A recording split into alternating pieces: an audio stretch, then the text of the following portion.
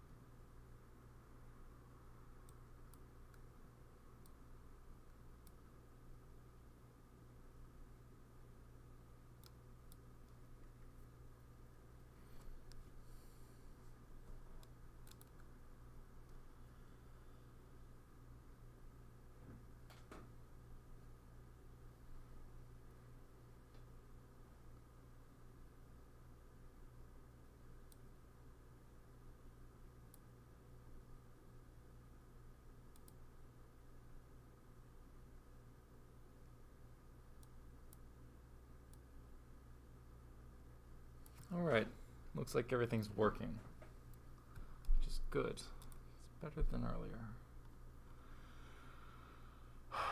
This setup is picky. Let's see. And that works too.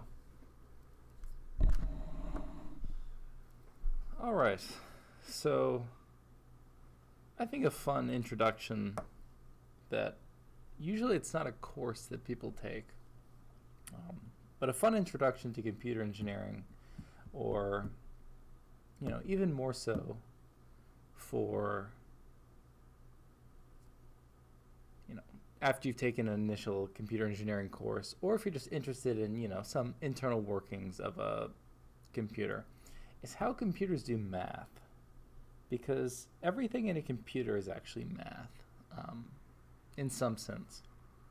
I mean, everything is bits, and you have to do operations on bits, and how you do operations on bits is math.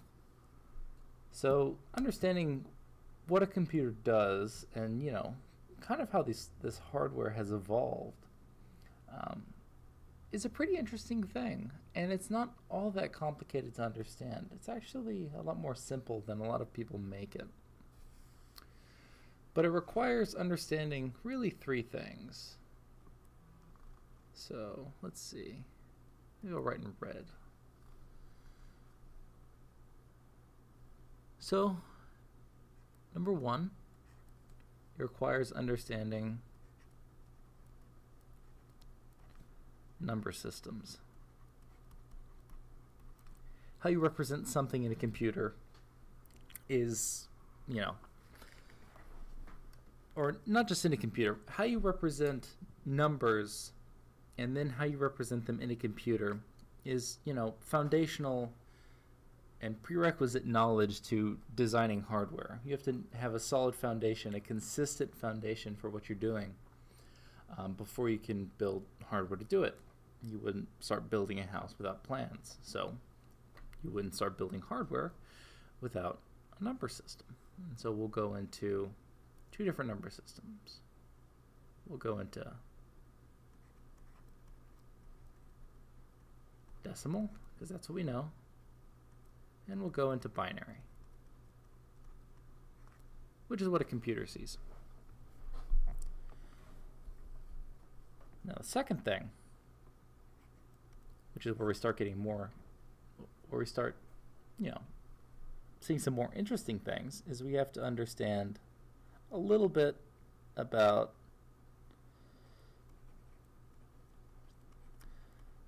Boolean algebra. So this comes a lot from discrete math type stuff, but we'll see that a lot of this is fairly intuitive, and that we can really reason it out. There's before you get down to the level of transistors, which and I'm not a devices person, so I don't even get down to the level of transistors, but Before you get down to that level, transistors make up gates, and gates represent basic Boolean functions, and, or, not, exclusive or, NAND, NOR. NAND and NOR are more interesting gates because they're what's called universal gates, meaning that anything that can be expressed as a Boolean algebra equation can be represented with just that single type of gate. Other types of gates and an OR require, minimum of two gates, two types of gates, I should say. And so, other than Boolean algebra, the last thing that we need to know when we're talking about computer arithmetic, or we need to think about, is cost.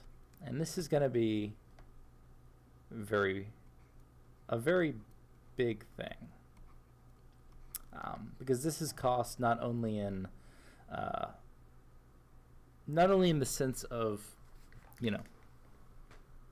how many gates does this take, how many transistors is this going to take, but it's cost in also the sense of how long is this going to take. We can make extraordinarily cheap hardware, and by cheap I mean very few gates, a very small area. We can make things like this, but there's a trade-off to that. It's usually very slow. It's usually actually pretty horrible. So we can do a lot better than that most of the time. So let's see if I can get a new page after. Okay. So the first thing we need to start on, let's use green. Green's a better color. Is number systems. So with number systems, we'll start out with decimal.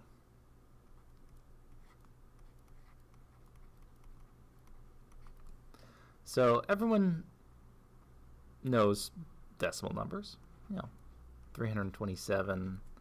We'll even add some. We'll even add some points after the decimal place. So we'll do 0.25. So everyone understands this, but not a lot of people have thought about, what each of these numbers actually mean. And, this number can actually be decomposed into 3 times 10 to the 2 plus 2 times 10 to the 1 plus 7 times 10 to the 0 plus 2 times 10 to the negative 1 plus 5 times 10 to the negative 2. And so this is where decimal actually comes from. It's referring to the fact that we're using these powers of 10. So sometimes you'll even see a decimal number like this be written down as 327.25 with a little subscript 10, indicating it's base 10. Now, that's fairly simple, but this actually allows us to understand how every single number can be written.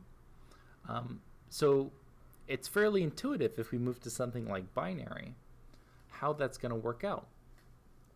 So if I full screen this again and move down, so we can actually immediately jump in. Hey buddy, how's it going? Welcome to the computer architecture stream.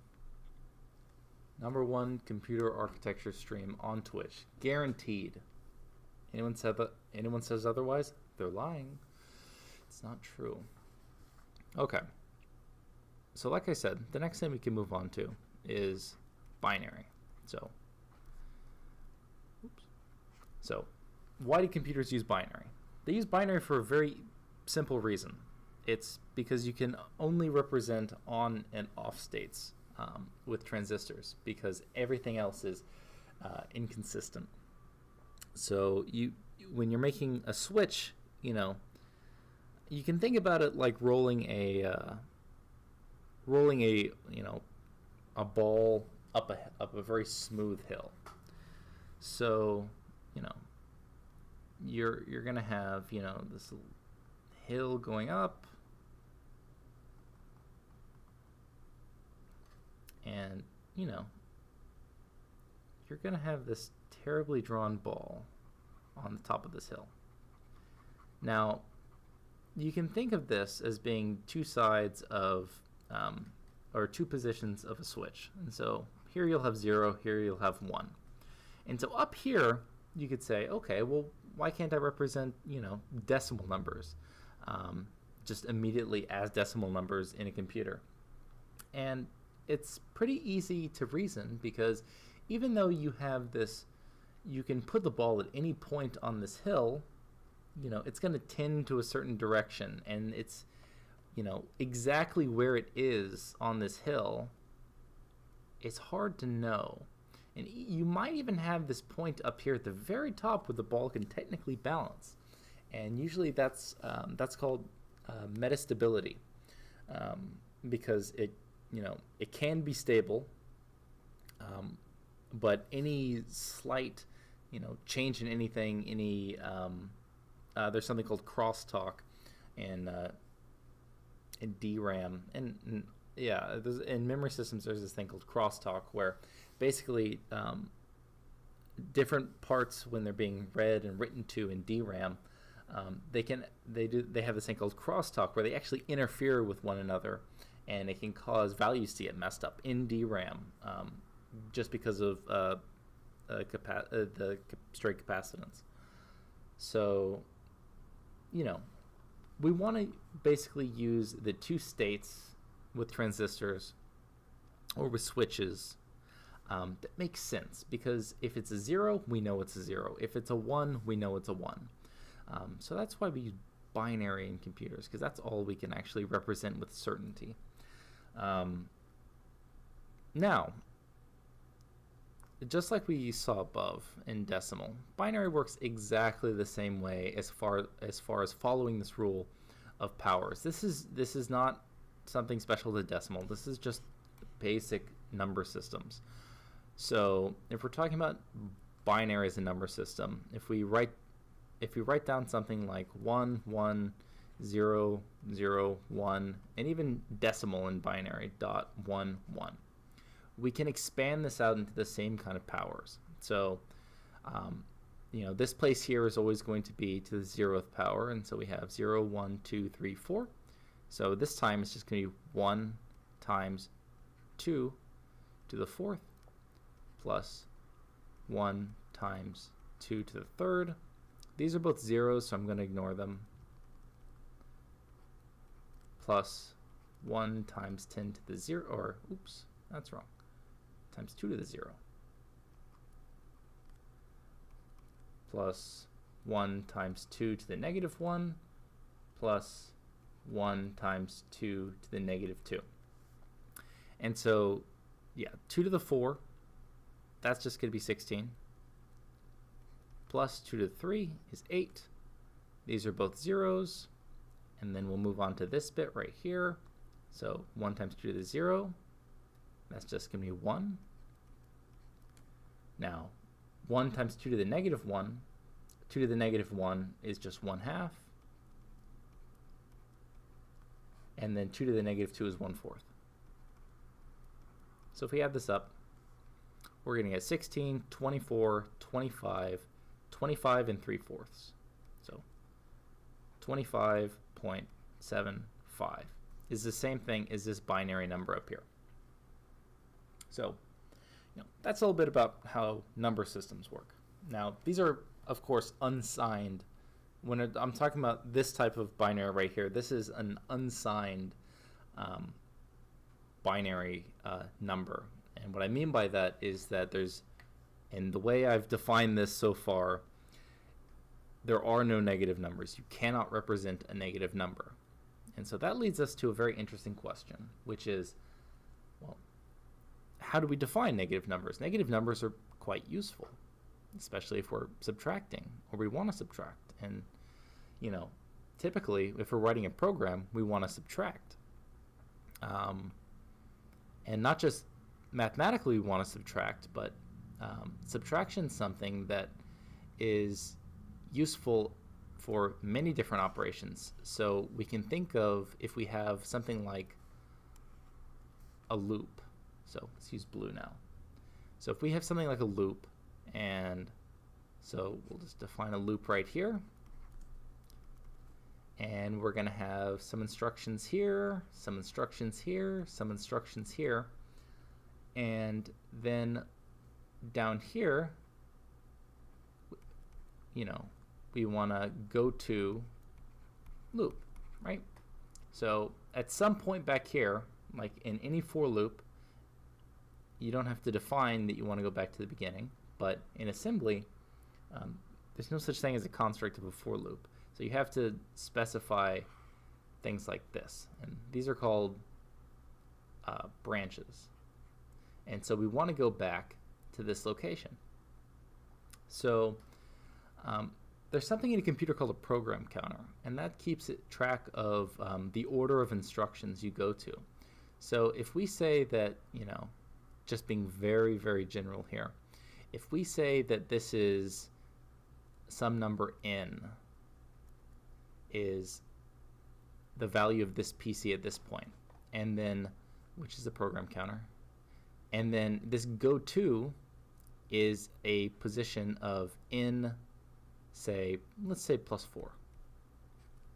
So if we want to go back to n when we're at this point, that means we have to change the value of n back to this original value. That way the program counter knows, okay, what's the next instruction? What should it be? Where am I going? It knows it has to go back to this loop. So we actually have to do subtraction here in order to find this target address, right? So if we're here, we're 4 past where we need to be. So we actually need to subtract 4 to get back here. And so this is something that whenever you write a loop, unless it does something special like loop unrolling when it's compiled, which sometimes it does, sometimes it doesn't. Depends on the loop, depends on a lot of things, depends on the compiler, depends on any flags you've set. But in a lot of cases, you know, even doing something like a loop, even if your program doesn't have any you know, subtraction in it whatsoever, you know, you're gonna need subtraction because of just these basic constructs like looping that requires subtraction. So let's talk about how are we going to represent negative numbers.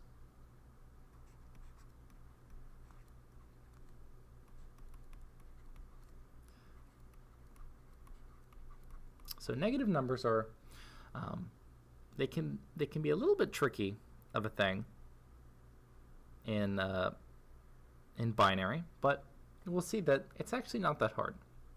So there's 3 ways of representing negative numbers in binary. So one is going to be a dedicated sign bit. All this bit is going to do is tell us the sign of the number. 2 is something called 1's complement.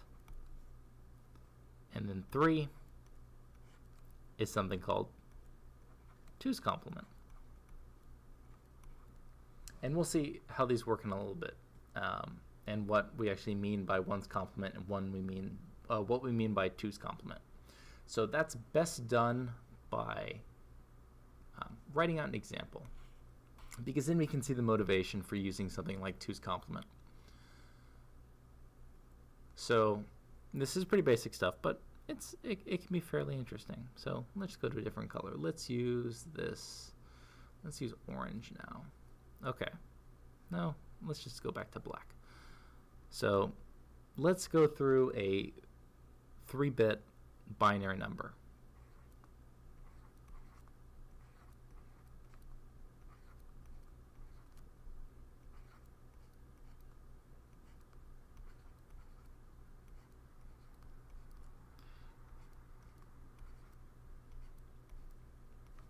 So right now, 3 bits. With 3 bits, I can represent 2 to the 3 different numbers, or 8 different numbers. So if it's unsigned, I can represent 0 through 7. And now we can see, now let's see what happens if we that's not going to work. Okay. I think there's a line drawing tool. Yeah, that's good. So now we can see, exactly what we'd get for different of those 3 different ways of representing negative numbers. So let's start with, oops, still on, back to pin. So let's start with sign bit. So what we're going to do is we're going to take this high bit, and all this bit's going to do, this bit on the very far left, is just going to represent the sign. And we're going to say that 0 is positive, 1 is negative. So we'll write the decimal number here. So for just using a sign bit, what we'll do is this will be 0, this will be 1, this will be 2, this will be 3. Okay, seems reasonable. And so now we can go to the other side. Okay, so this now says it's negative, but wait a minute. Negative 0. Okay, well, that's the first thing that seems off. So let's look at the rest. Okay, negative 1, negative 2, negative 3. Okay, so the first thing that we can automatically see is that we have 2 different representations of 0. A little confusing. It's not the end of the world, but something's not quite right. So, okay, let's see if we can make this a little more simple, or let's see if we can find something that's a little bit better. So, let's move on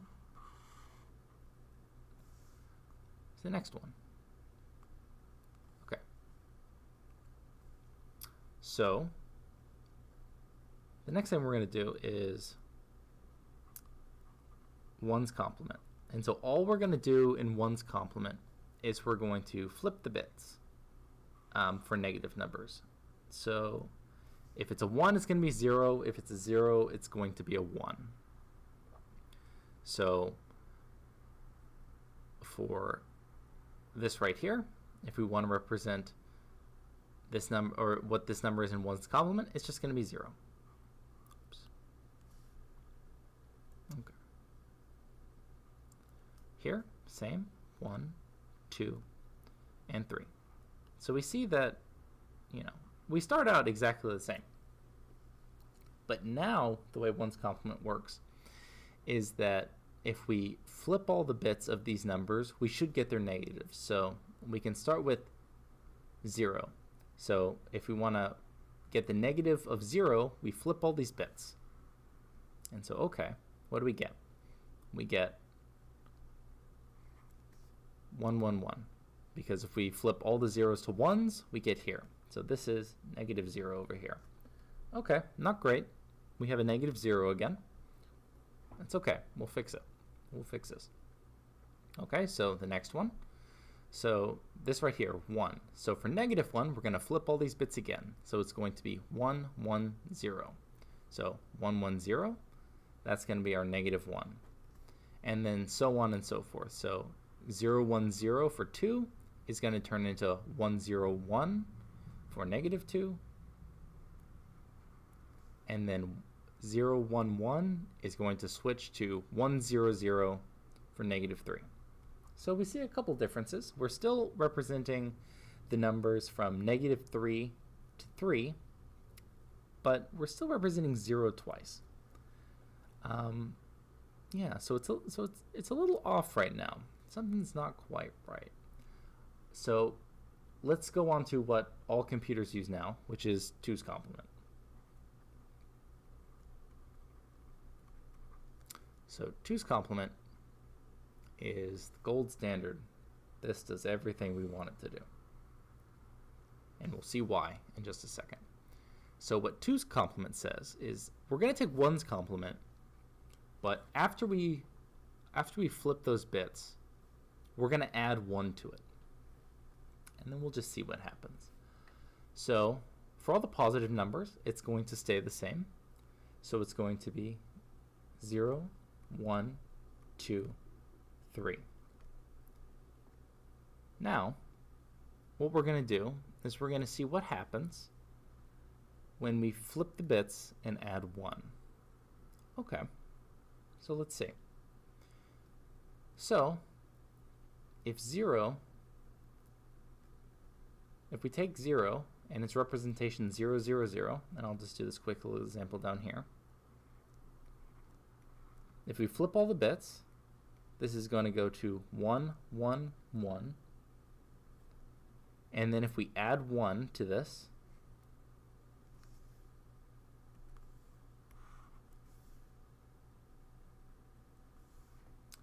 so remember we're in base 2, so we can only represent 0, 1. So 1 and 1. We're going to carry a 1 to the next. 1 and 1. 0. We're going to carry a 1 to the next. And then 1 and 1 is another 0. And oh, we've got this 1 that's kind of left out here straggling. That's fine. We're just going to throw him away. We're only using 3 bits right now. You can think of if you only have, 3 little bins to put things in. If you get one other thing that can't be you can't put it in a bin. So that just kind of goes away. We kind of just forget about it. And so we see that, okay, if we try to make a negative 0, we just wind up with the same representation. Well, that's pretty cool. That's actually really nice for us, because that means we don't have 2 representations of a single number. That's way more easy to understand. So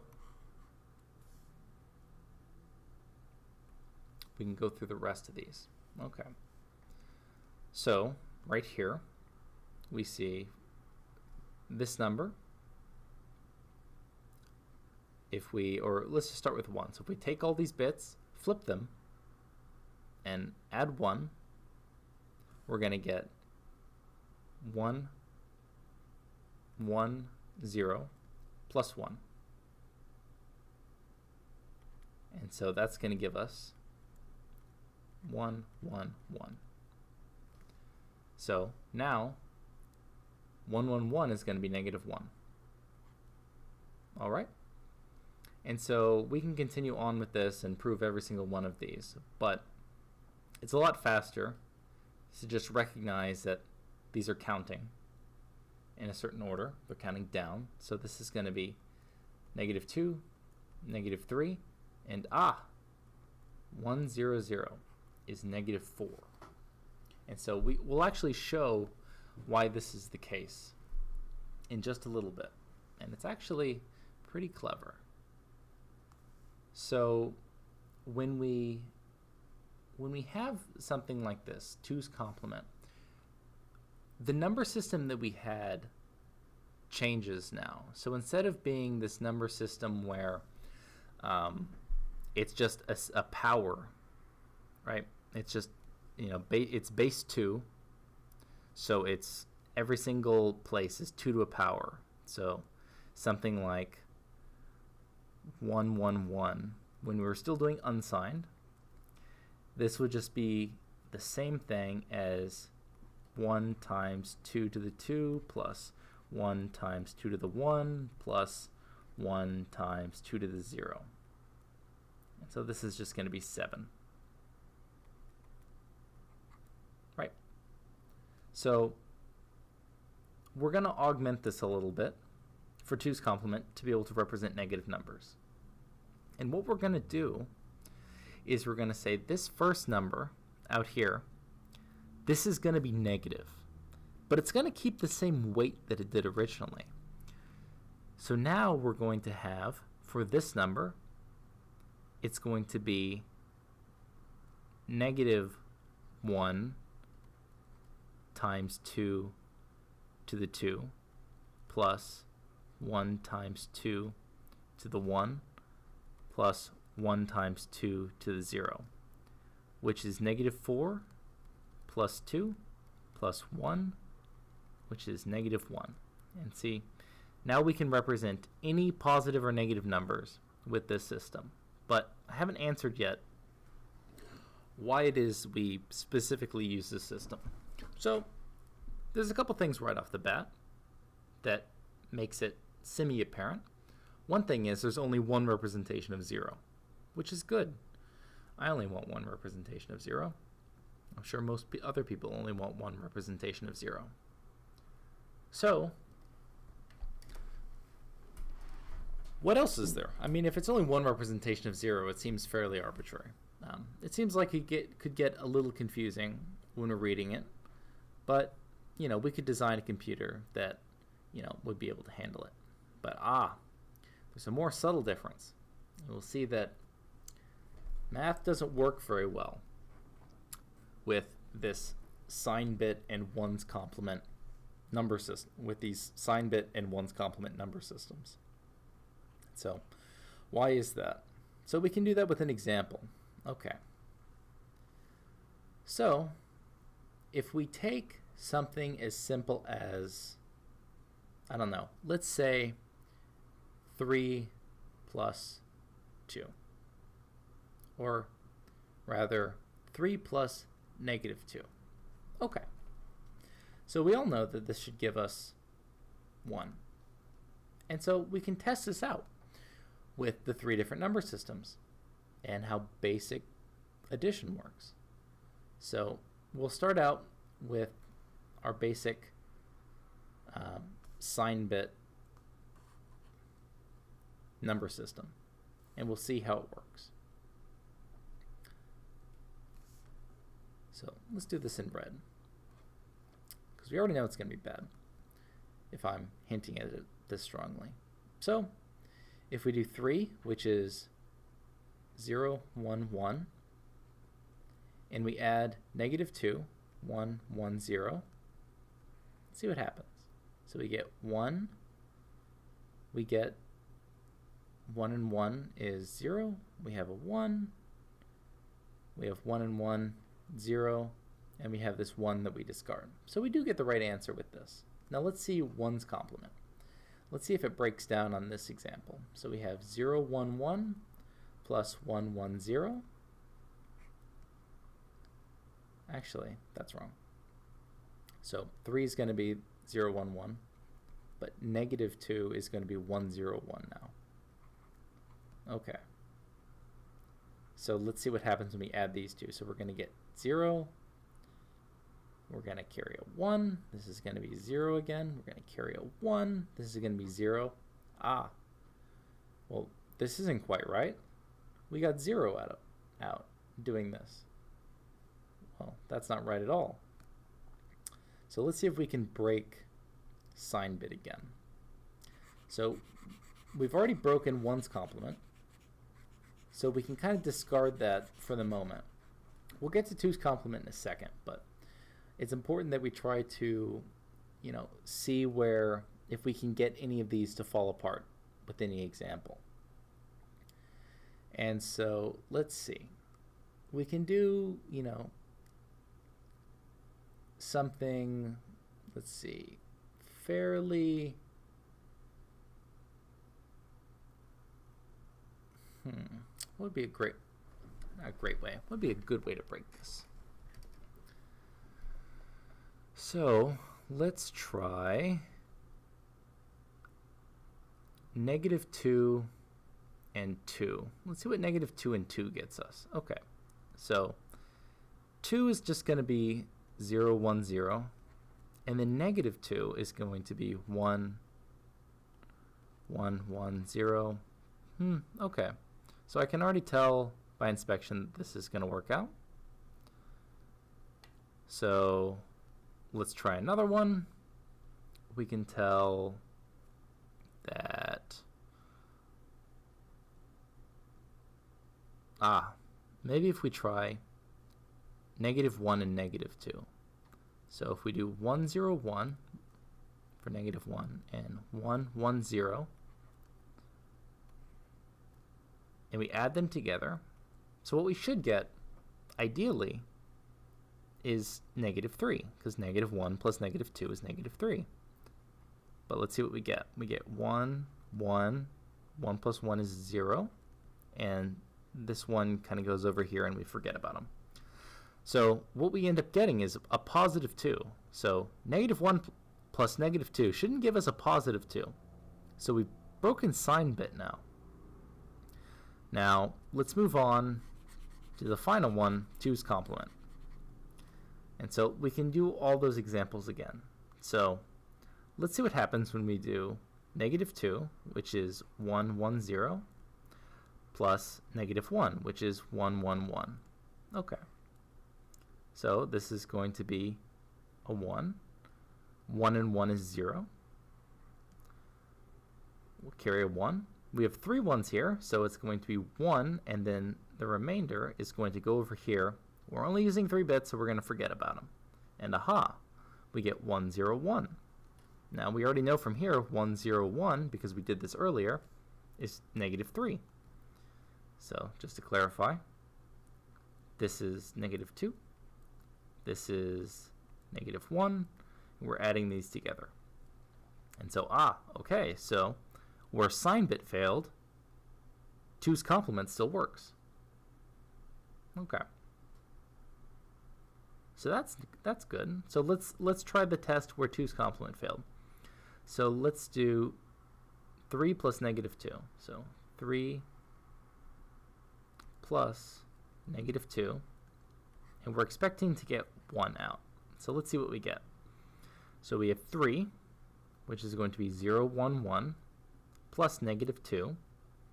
-2, we know from this table we made, is 1, 1, 0. So let's add. 1 and 0 is 1. 1 and 1 is 0. We add a 1. And then 1 plus 0 plus 1 is 2. So that's a 0 and a 1 out here. But we forget about this guy because we're only using 3 bits. So we get 0, 0, 1. Okay. 1 and 1. It worked. The system works. And so we can come up with arbitrary examples for this. This will work for any example you could come up with. So that's kind of a basic reason of why we do 2's complement. Now there's ways that you can patch 1's complement for it to work, but to patch 1's complement for it to work, all you end up doing is adding a 1. And I have no idea how you would patch sign bit to work. The best way to make sign bit work is by not using sign bit and using 2's complement instead. That's what you probably should do. Okay. So, next thing we're going to do. That's the basic stuff. That's why we use 2's complement. That's how binary works. Now we can move on to the more interesting challenges. And the more interesting challenges being, okay, now that we have a number system and we know how to represent positive and negative numbers, well, how are we going to do mathematical operations on them? And so the first thing to consider is, okay, how are we going to do adds, addition? And we'll see that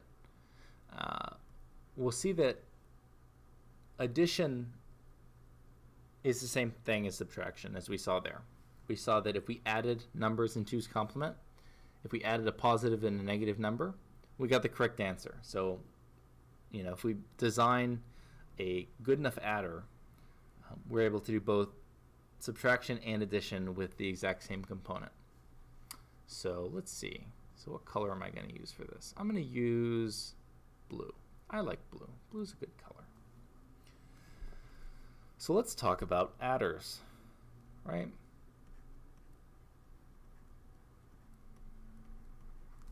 So what is an adder? An adder takes two things, it adds them together, right? So let's start with the most basic. It's usually good to start with the most basic building block. So let's design an adder real quick. So let's draw just a black box, and we'll have an A on it for adder. And so what do we want coming into this box? Okay, well, we want two things we want to add, obviously.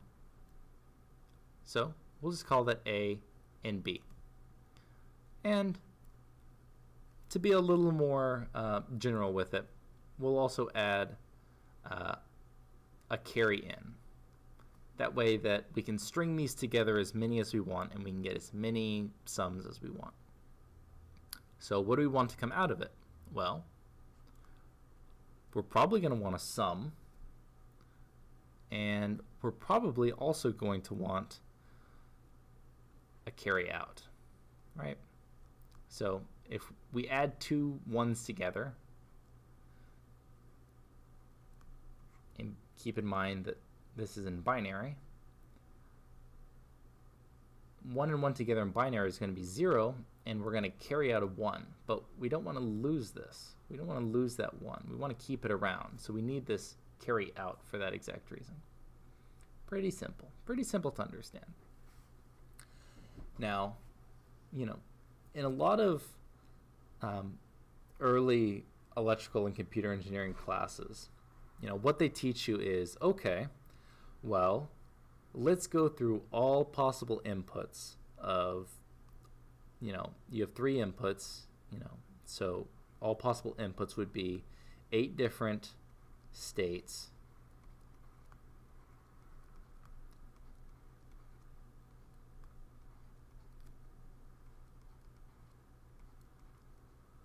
And then, so we can just define these as A, B, and Cn. And then it would make you do something like a truth table and specify what the outputs are for sum, and then what the outputs are for Cout. So we get to define these. And so a lot of schools will teach you, okay, well, just do this, figure out what you want as far as what you want your outputs to be for these inputs, blah blah blah blah blah, and then do something like a K-map or Boolean algebra, or use Boolean algebra tricks to reduce these equations into something that you can represent in a very small number of gates. And so what I'm going to say is you don't need to do any of that. If you do any of that, you're wasting time. Honestly, what's happening there is you're thinking of this too much as a formula to solve rather than a problem to solve. So with a problem, we can reason about a problem. A formula, we just plug and chug. So we can think about this a lot more elegantly, just based upon our intuition of how we want an adder to work. So if we think about this, very simple example of 1 plus 1, right? So 1 plus 1, we want this to output a sum of 0, and then we also want it to generate a carry. But we can see that we want for any combinations or any different combination of 2 1s,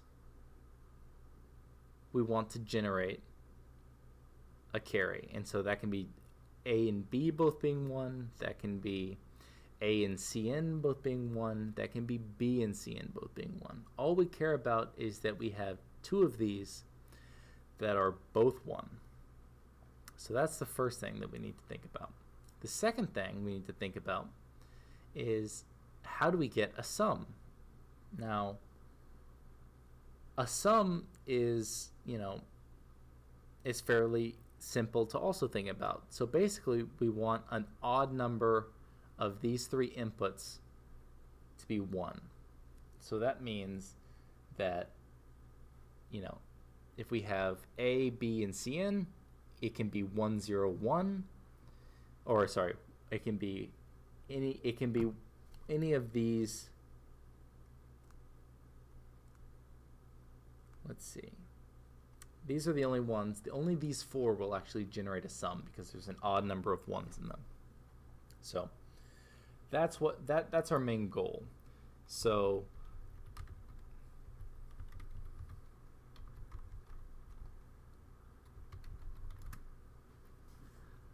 all we need to really do is we need to just reason about you know, how we would design this as a circuit. So really the first thing we can think about is, okay, well, even before we design it as a circuit, what we should probably do is just write out the Boolean equations of what we're thinking. So, okay. So what we want is,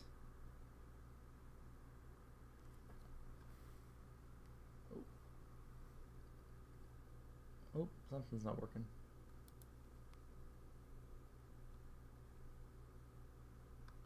One second.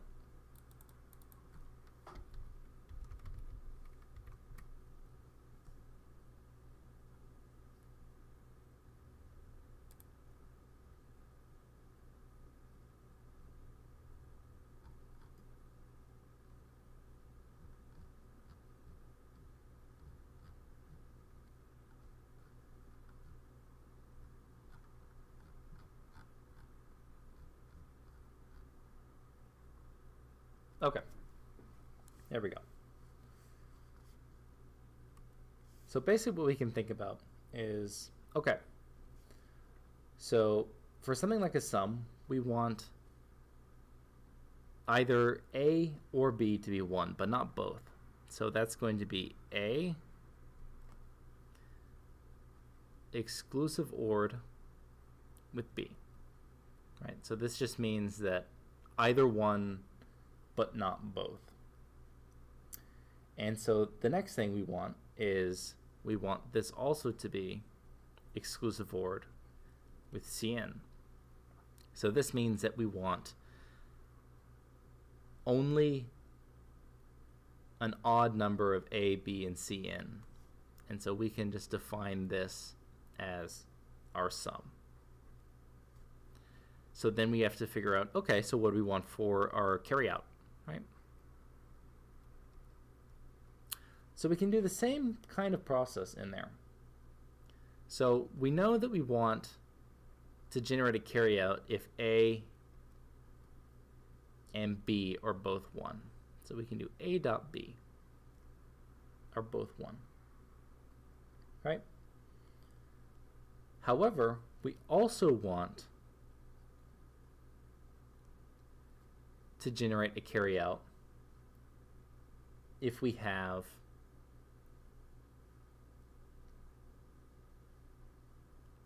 only one of A and B. So that would be A exclusive ORed with B.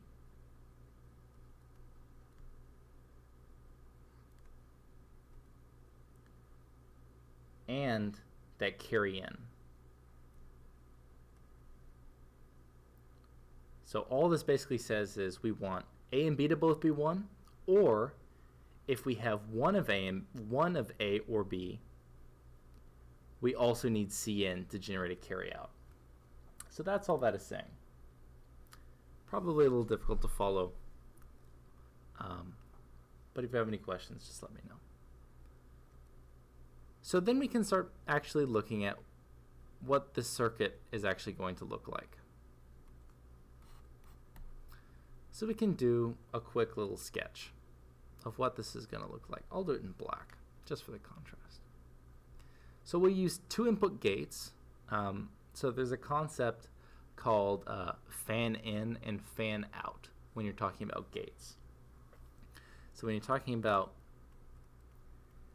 fan in, this is going to be number of inputs. And if you're talking about fan out, it's exactly what you'd think. It's number of outputs.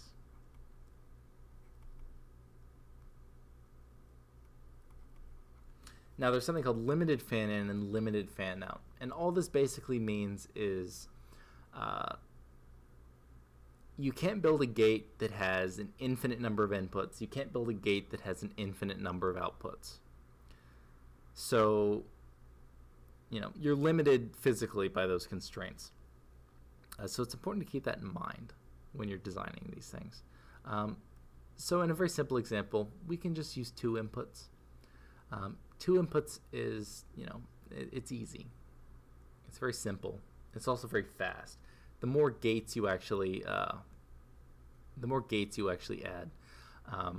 or the more inputs to gates you actually have, it actually increases the timing a fraction. I'm not going to get into that. I'm not a VLSI guy. I don't do the actual low-level hardware circuit design, but trust me, it does increase it. So we can do the first equation. So we'll have an exclusive OR gate taking in inputs of A and B, and we're going to have another exclusive OR gate that takes this output but also takes our carry in,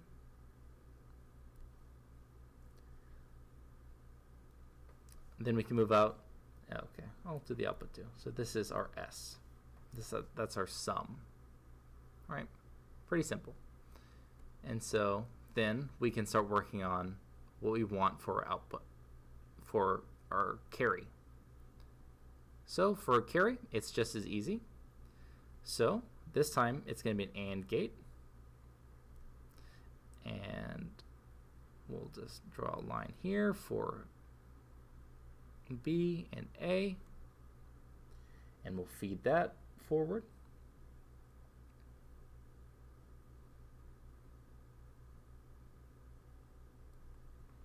And then we're going to have another AND gate. And so that's going to be for these two terms, A XORed with B. We already have that. This output right here is actually A XORed with B.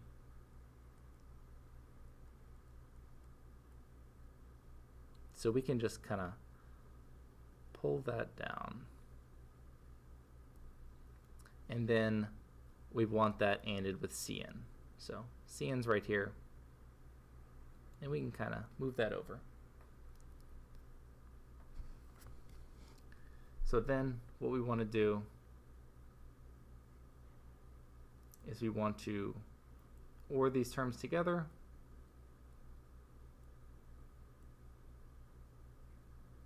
And then this is going to be our C out. Okay. So this is what's known as a full adder. You may ask, why is it called a full adder? It's because there's something called a half adder. Basically what happens with a half adder is you don't calculate a carry out. All you do is you calculate a sum, or sorry, you don't take a carry in rather. So all you do is you check A and B for a sum, and you have A and B for inputs, and you have sum and carry out for outputs, but you don't take a carry in as an input. So it's a little more simple. You can actually build a full adder using two half adders, but just like all great research papers say, I leave this as an exercise. I leave this as a trivial exercise to the reader. So this was boring. We figured out how to make a full adder, but from now on, we're just going to say that this full adder goes in a box like this, and we can just wire them up. Okay, so we have a building block, which is good. That's what we want. So cool, we can add things now. And so let's build our first kind of adder. If I'm not mistaken, this is actually the adder that was used in the first stored program computer because it was easy. I don't think I'm wrong on that. I think they really did use this adder design in the first stored program computer. And so this is what's known as a carry ripple adder. And so all we're going to do for a carry ripple adder is we're going to take these adder blocks. So I'll draw out a couple, an arbitrary number, And they'll all have their own inputs. And we can call these A0, B0, A1, B1, A2, B2.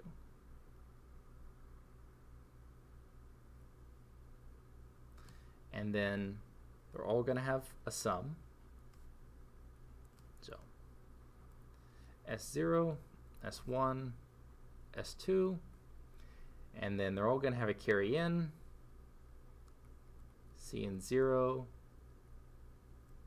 call this C in 1, and we'll call this C in, actually, I'm going to make this last one more general. So this is going to be S in, B in, A in. So this is just the nth stage. And so this is going to be C in, subscript n, as confusing as that is. So all we're going to do in order to build a bigger adder, so remember, this just adds a single bit. So if we want to add, if we want to make an in-bit adder, so an arbitrary number of bits, all we need to do is we need to take the carryouts of each stage, and we need to hook them into the carry in. So this is carry out 0. This is going to be carry out 1, and this is going to be carry out in. Okay, so if we just string them together, that's fine. We get this big old in-bit adder. And so we think, okay, well, that's pretty neat. That works. Job's done. Ah, job's not done. It works, doesn't work well. And so we'll see why. And so we can see that if we explore the timing a little bit. So if we go back to the previous page, we see something very interesting to take note of, is that in order to get through this entire circuit, we have to get through at most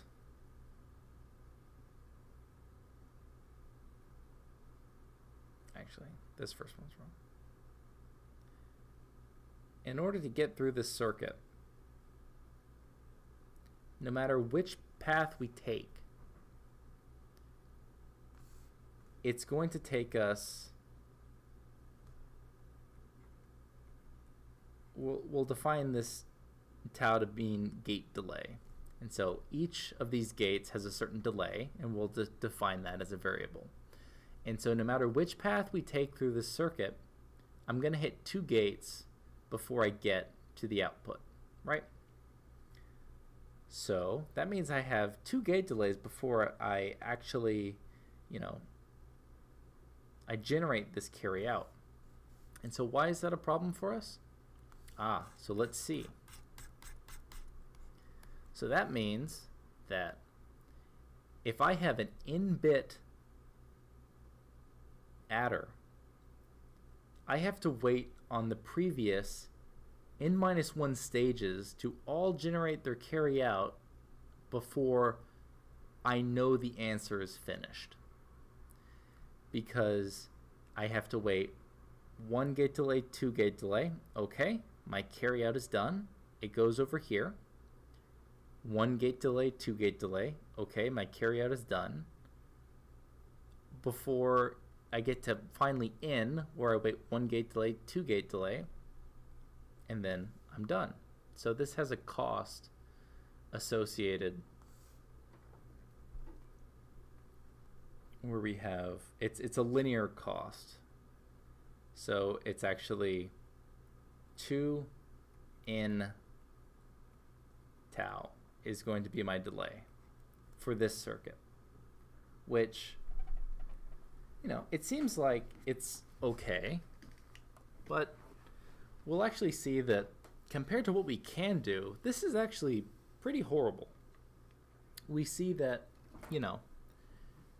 if we have something like a 64-bit or even 128-bit adder, So that's going to be 128 bits times 2, which is 256. And then 256 times the delay of the gate. So, just to do a single addition, we're waiting 256 gate delays. That seems bad. And it seems bad because it is bad. So this is not a good design. It's a very simple design. And as we can see that it only uses, 4 gates. That's great. But our performance is awful. So while this is a scalable design, because of the linear scaling, this is not a feasible design performance-wise, just based upon the linear scaling. So linear scaling can be good and it can be bad. It's bad in terms of scaling. It's good in terms of scaling. It's bad in terms of performance scaling. Okay, so how do we make this better?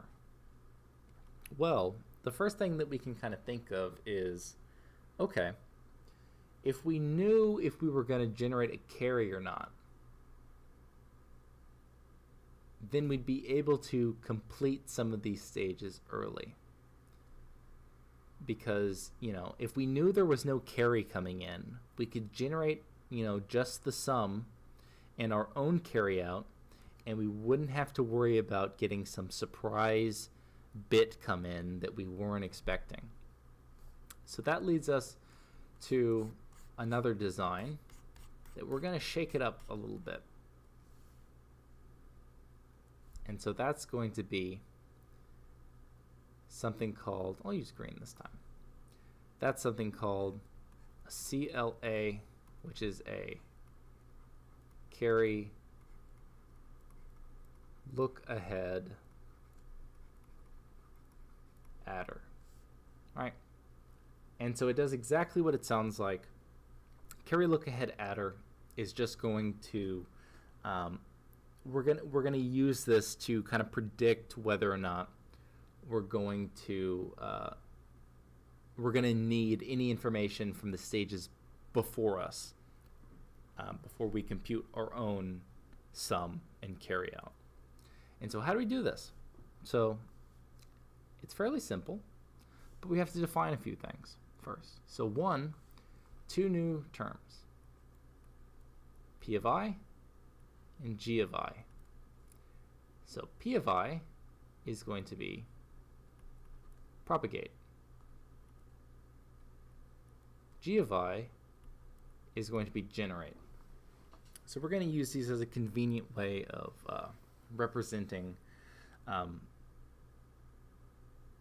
for representation Boolean equations. It's easier if we use P of I or G of I because we'll see that this thing explodes with terms rather quickly. So let's start at the very beginning. So for some arbitrary sequence of numbers,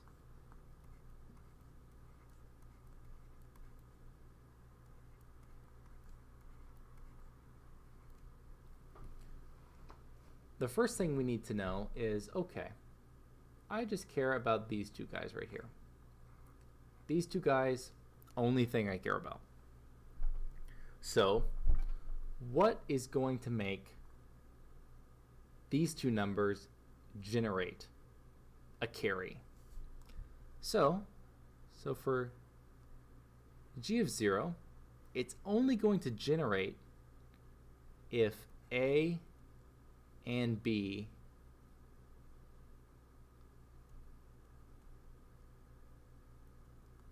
are both 1. If both of these are 1, then we're going to generate something. Okay, pretty simple.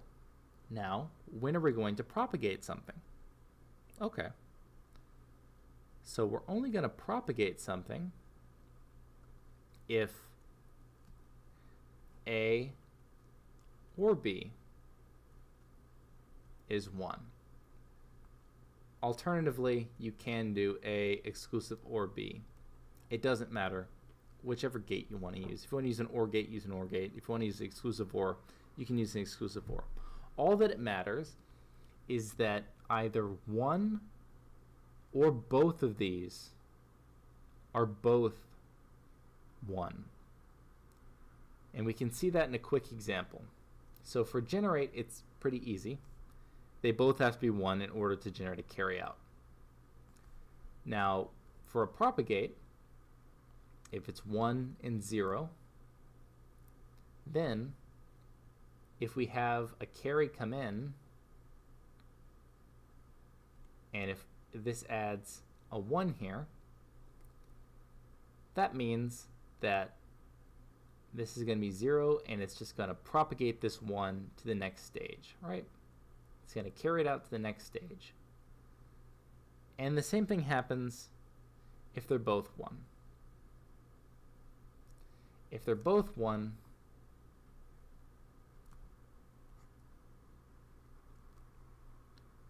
and we get a carry come in, the only difference now is we're going to get a sum of 1 and we're going to get a carry out of 1. That's the only difference here. So basically we need either one or both of these. So we can start kind of building this up, this idea of generating and propagating carries throughout this circuit. And this is really going to be the foundation. So yeah, this is going to be G0 and P0, and then all of these subscripts are going to be 0.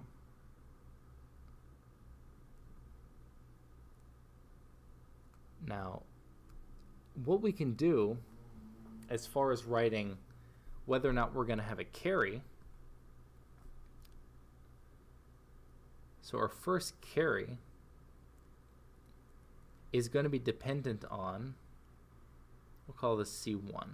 It's our first carry. Our first carry is going to be dependent on whether or not we have a generate or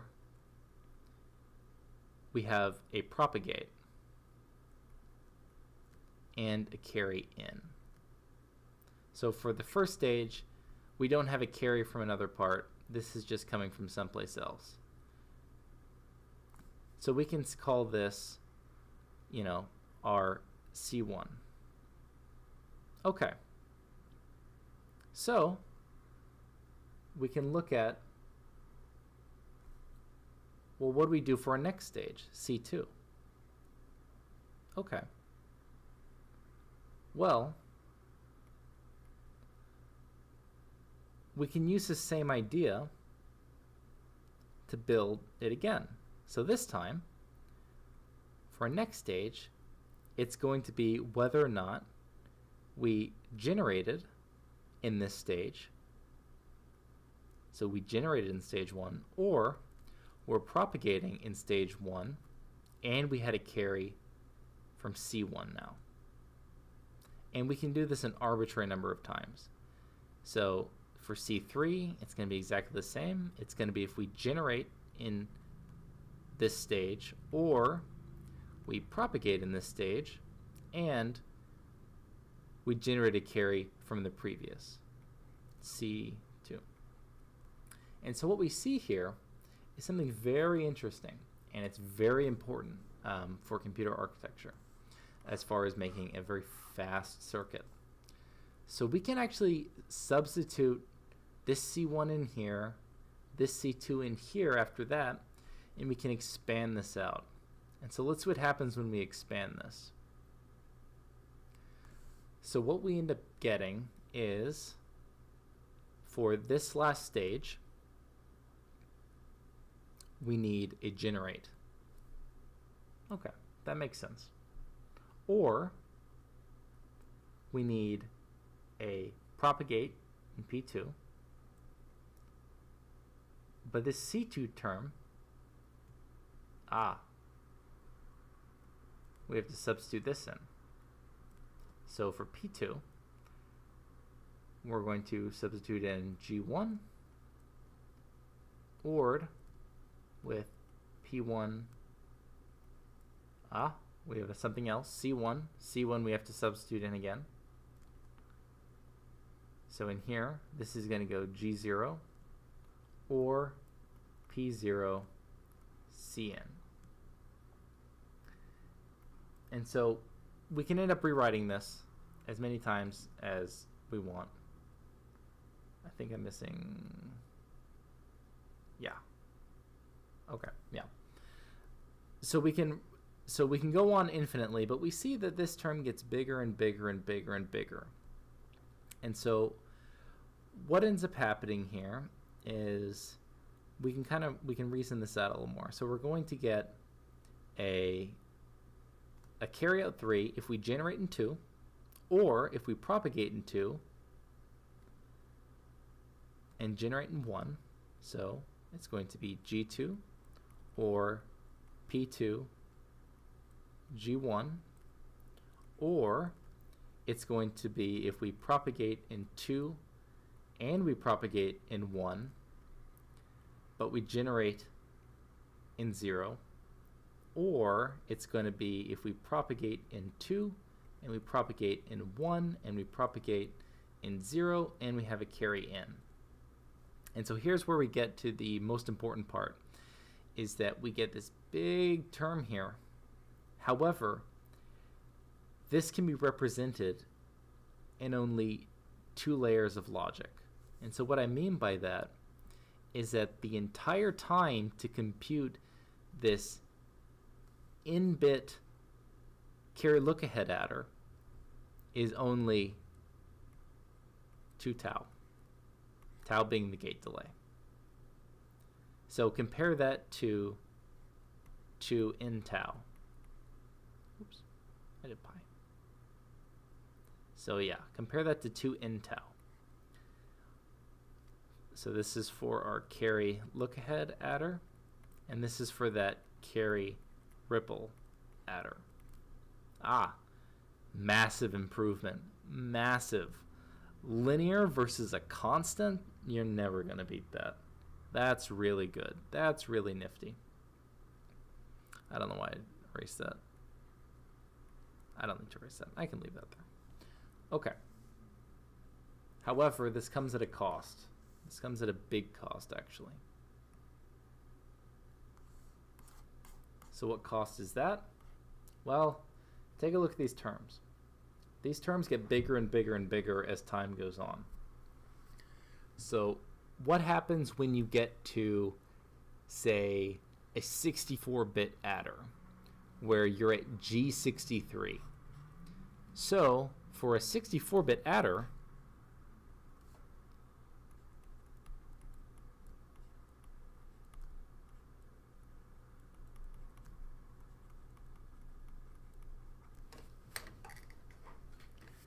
what's going to happen? So I'm not going to write out all the terms because I'd probably be here for 20 minutes writing out terms, maybe even 30. But we can just do the first couple. So actually, let's just do the last term, or part of the last term. So in order to generate a final carry out of the circuit, we need to know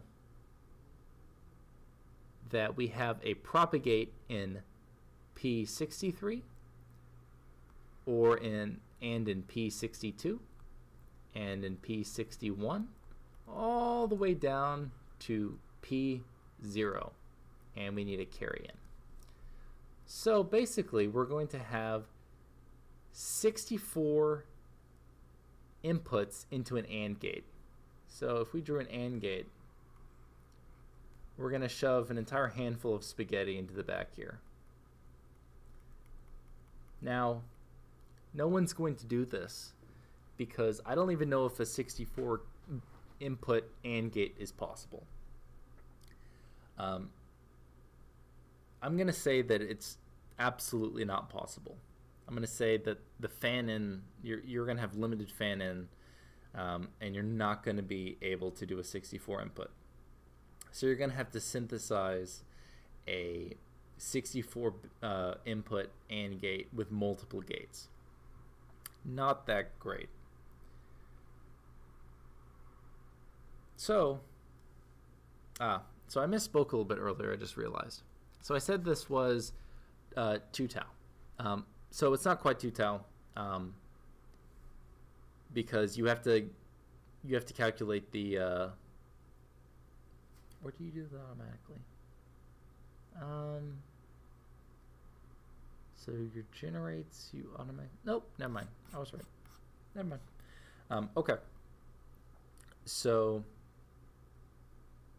yeah. So what you're going to have is a 64 input gate. No, a 65 input gate. So what you're going to do is you're going to have 64 inputs into a gate at the very end. At the very lowest level, you're going to have this big OR gate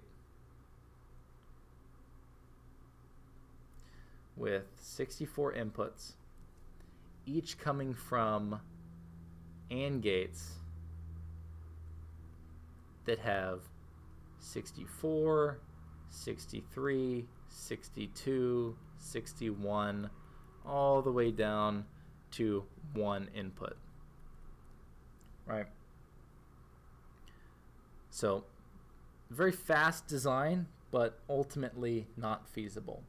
Now, if you have some, dedicated chip that you just really need to do addition fast, which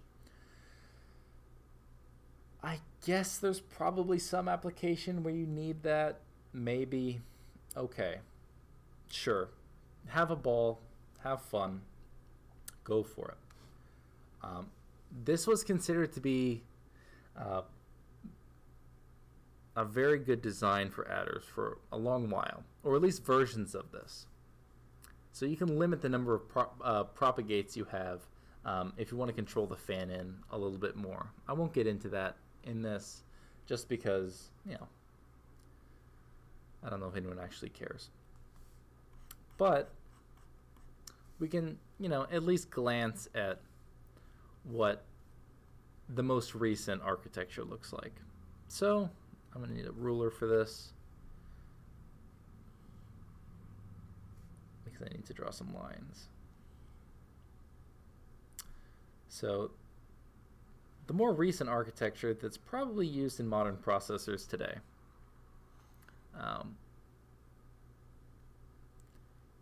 It's gonna look something like this. So you're still gonna have your same type of inputs. So let's see. I'm gonna need, let's see, 1, 2, 3, 4, 5, 6, 7, 8. Maybe 8 bits is fine. Maybe 8 bits is fine. Okay. So we're gonna call these inputs now. So this is gonna be I0, I1, I2, all the way to I. Did I do the wrong number? 1, 2, 3, 4, 5, 6, 7. I'm missing one. That's why. Okay. So right here is going to be I7. So we're going to have 8 different inputs, and we're just going to define I to equal, AB, right? We're going to have an A input, we're going to have a B input. Okay. So what does this mean for us? So how can we design an adder if we want to both have a pretty quick adder, but also one that isn't going to kill us in scaling, that we're not going to be able to put a bunch out or tape out a bunch on a chip because it's going to take up so much space, draw so much power, and ultimately not be worth it. So we can actually do something pretty simple.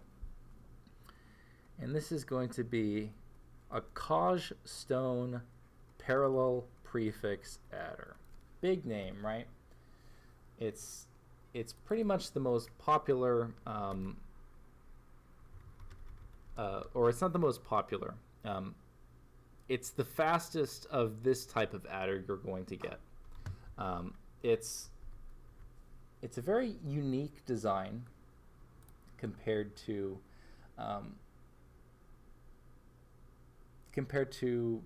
the other designs that we've seen, because it has a very different shape. And so, how is this going to work? And so basically what we want to do is we want to make sure that all of these carries that we have a fair, we want them to reach really, really far. But at the same time, we don't want to add too many gates. So what we're going to do is we're going to add these little units. And these little units are going to do the same thing as a carry look-ahead adder, where they're going to generate, where they're going to calculate a generate and a propagate symbol. We're going to have fewer of them now. So I'm going to denote these just by, I'll do them in red. We're going to denote these by circles. So every single one of these is going to get a circle up top. And so this is going to be connected to up here, to up at the input. So what this basically says is we're going to look at every single spot on here, and we want to make sure that if there's a carry generated at our immediate neighbor, we're going to see it immediately. Pretty smart thinking. Now, the next thing we're going to do is we're going to say, okay, well, what about this guy out here? How is he going to figure out about, this first guy? If this first guy has has some carry that I need. And so we're gonna add to it again. So this time it's going to be further and further apart. So now we'll have one here. We're going to skip over one, and then we're going to skip over one. And so this time it's going to be connected all the way back to the first guy. And this guy is going to be connected two back.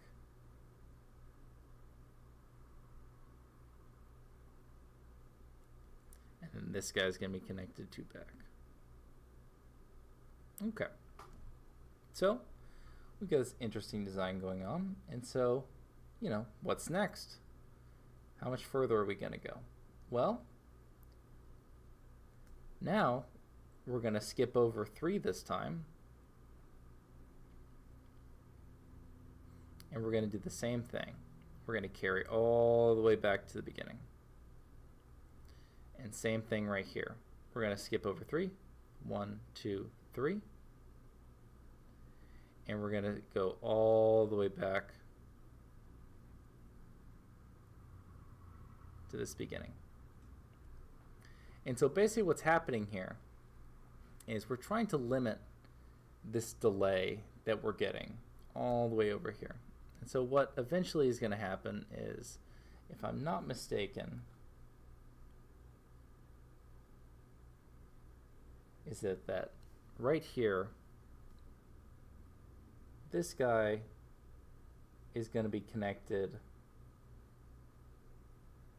Let's see. Did I make a mistake? Nope, I didn't. So this guy is going to go all the way to the beginning, right?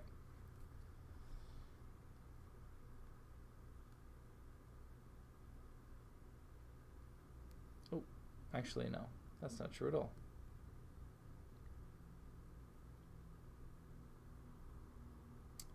So that guy's actually going to be in the next. He's going to be in the next set.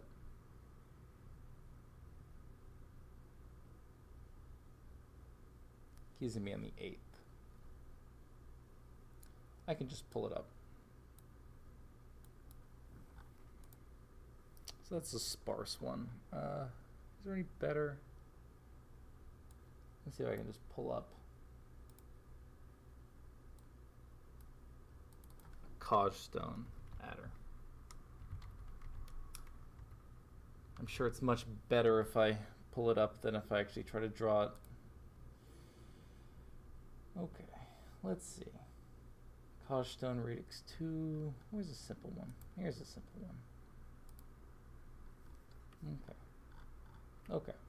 So this is in effect what I was drawing. So it's a pretty simple idea. It's that if we take this same idea of generates and propagates, except we place it out a little more. Instead of everyone getting it, we say, slow down, hold on. Why don't we meter this out a little bit more? And so basically what happens is, this first guy here, immediately he knows what he's going to do. He knows I'm going to either generate something or I'm going to propagate something. And so he's out in 2. Perfect. So let's look at guy 1. So guy 1, he just has to go through this single box right here. And so he has his carry and or his generate and his propagate handled up here, which is a single gate delay. And then he goes through this box right here. This box is going to check for propagates and carries. And then he's out in 3. So I made a mistake earlier. This guy's out in 1 gate delay. This guy's out in 3. Let's see this guy. So this guy, 1 gate delay up here to generate the initial inputs. Moves down here, +2. Moves down here, +2. He's out in 5. This guy, out in 5. This guy, okay, he's out in 1 +2 +2 +2. This guy's out in 7. And so we see that, we still get pretty good performance. We get, instead of having, this integer scaling like we had originally, I think we've got logarithmic scaling. Is it too soft for anyone else? I don't know. Am I not talking close enough to the mic? I may not be talking close enough to the mic. That's probably a lot better now that I'm not standing so far away.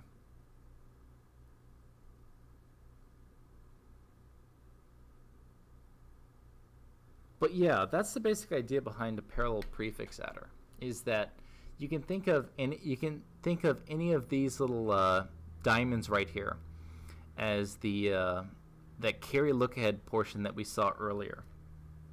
And so we get, we don't get that same constant, 2 gate delay latency from a carry look ahead adder, but we get, logarithmic, which is pretty good. That's way better than the linear scaling that we had for it's way better than we had for the linear scaling that was the carry ripple adder that we looked at first. But we're also going to notice something else here, and we're going to notice that cost, we save a lot on cost compared to the carry look ahead adder. It's not as fast, but hey, we're saving quite a bit here. So by the 7th stage in a carry look ahead adder, we're already up to for stage 7, you're looking at 7 factorial inputs. I think, or no, not 7 factorial inputs. You're looking at, what's the summation form of factorial? 7 + 6 + 5 + 4 + 3 + 2 + 1. You have that many inputs at this stage. But in the parallel prefix adder, you don't have that. You have, 2, 2, 2, 1, 2. So you really have 8, which is a lot better. It's a lot nicer. And so we can actually look at a couple parallel prefix adders. There's a lot of designs, all focusing on different things. Usually it's on saving space. Here's one. let's see, view image. This one, kind of hard to see. It's not labeled on here, but this is what's known as a Brent-Kung parallel prefix adder. All that this adder design, the only way that this differs from a Cosstone parallel prefix adder is that it focuses on patching up these very long delays. It wants to make sure that, there isn't huge delays between these stages. That's the main point of the Brent-Kung parallel prefix adder, compared to something like the Cosstone. And so, that's pretty much it on adders. Yeah, adders are pretty interesting. They're very useful because you don't need to make a separate subtraction. You don't need to make a separate subtraction unit. If you make an adder, it works for both. And that's just based on the number system. You get that for free from the number system, which is very nice. Yeah, so that's nice. Okay. Well, that's all I really had planned for talking about addition and subtraction today. I'd like to do something on multiplication or division, or even floating point. That would be an interesting one. An entire stream dedicated to designing a floating point unit. Floating point can be a little bit tricky because, first of all, the way we represent floating point is not in regular decimal. We actually use something called the, I think it's IEEE 754 standard. Let's see. IEEE 754. Yeah, IEEE 754. So yeah, we use something called IEEE 754 standard, which basically defines a set way to represent binary number, or to represent fractional numbers and decimal numbers, floating point numbers in binary. And so we use this very set IEEE defined standard. And there's different rounding, I think, depending on the architecture, but still, there's a standard there. Okay. All right. So that's really it on this first little lecture thing on computer arithmetic. Now, there's a couple options from this point. One, I can just shut it off. Or two, we could go over a research paper. Or at least, yeah, we could go over a research paper, or we could close it out. Or if there's any questions on anything architecture related, I'd be more than happy to answer any questions on something architecture related. Should also probably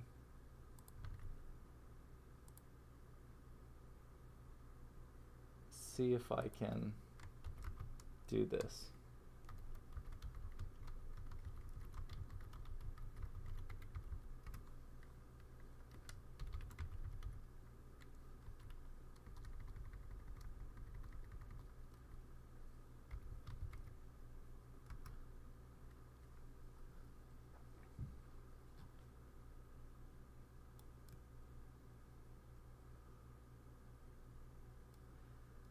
Yeah, I think okay. I'll go over a paper. I'll go over the paper that I recently read.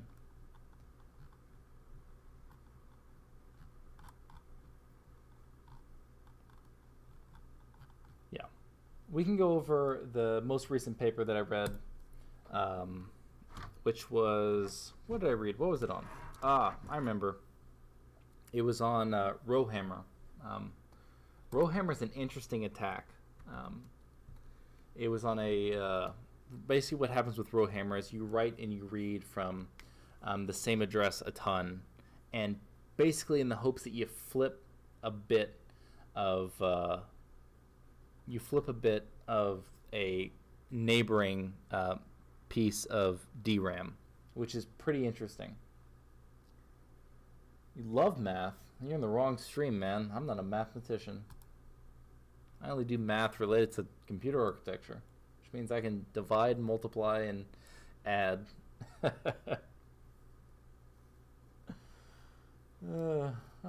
guess a couple more things. Computer science, man. Boy, are you going to be disappointed if you look at my computer science knowledge. I like hardware. Hardware's neat. Let's see if I can find the paper that I read. It was an ISCA.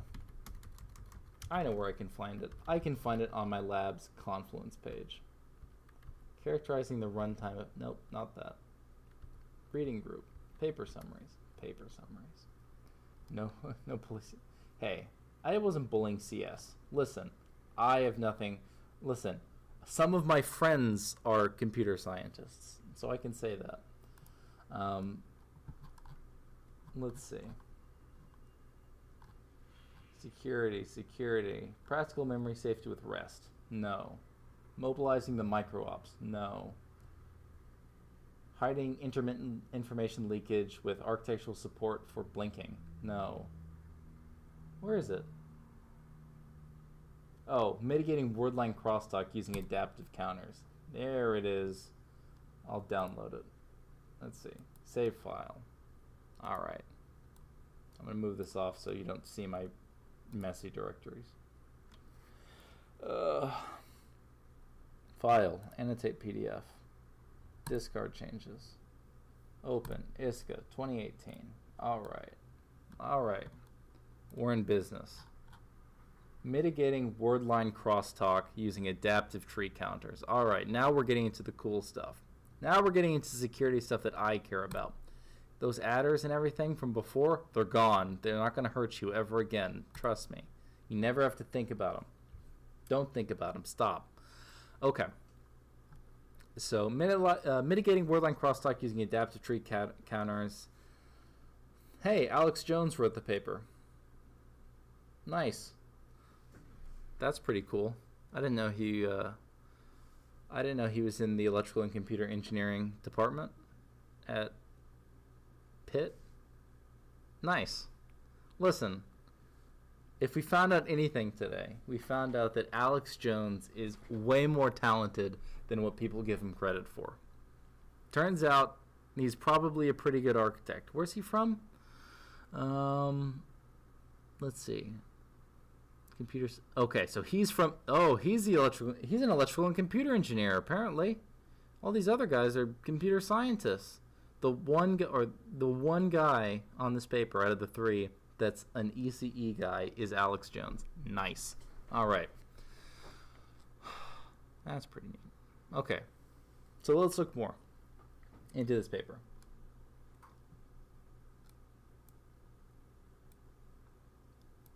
Mitigating alien deep state crosstalk using tinfoil hats. That's a pretty good idea.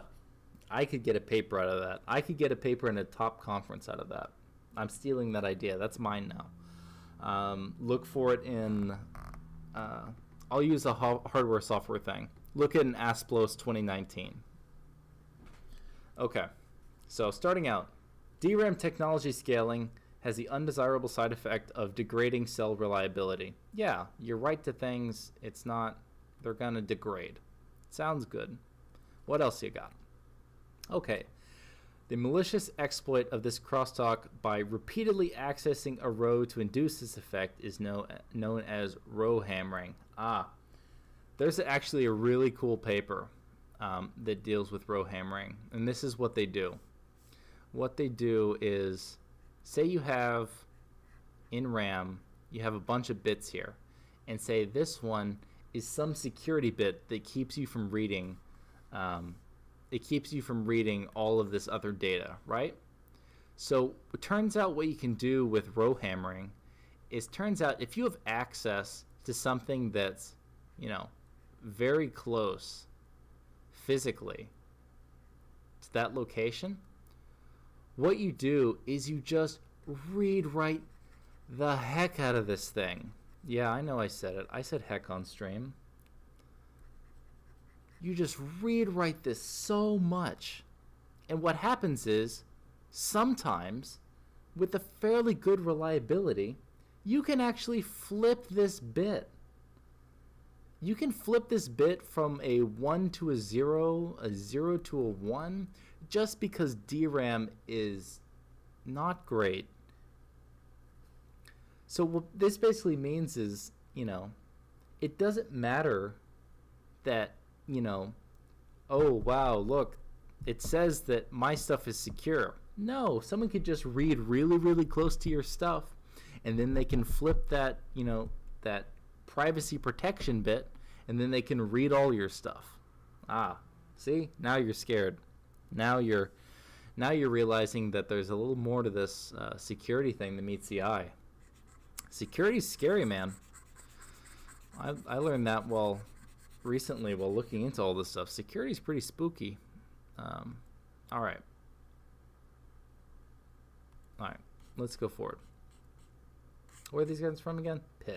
Pittsburgh. Okay, neat. Okay, so what are they doing here? Okay, row hammering's bad. Yeah, we know that. Thanks for sharing. Okay. Given the unbalanced nature of DRAM accesses, a small group of dynamically allocated counters in banks can deterministically detect hot rows. Okay, sure. You had a bunch of counters. You can detect rows. What program are you using to annotate this document? It's called X. So spelled journal with an X instead of a J. I don't know how you're supposed to pronounce it. It's Xournal or EL. AL. I was right the first time. Yeah, Xournal. Yeah. That's all I'm using. I would use OneNote, but as is apparent, I'm on Linux, so I'm not using OneNote. Yep, no problem. Happy to help. I was actually, the first streaming setup I had, I was trying to stream from a Windows VM so I could use OneNote, and that was the worst, laggiest, terrible thing that I've ever tried to do. So I don't do that anymore. Okay. So let's see. What are they doing to stop row hammering? Are they doing anything? Probably. They got in. Okay. So, counter-based adaptive tree approach to mitigate word line crosstalk. All they're saying here. So I'll try to speak out my entire thought process of going through a paper. I've been through this paper before, but this is how I approach a paper. And it's if you like research, or if you like, this is one of those things where it really depends on who you are.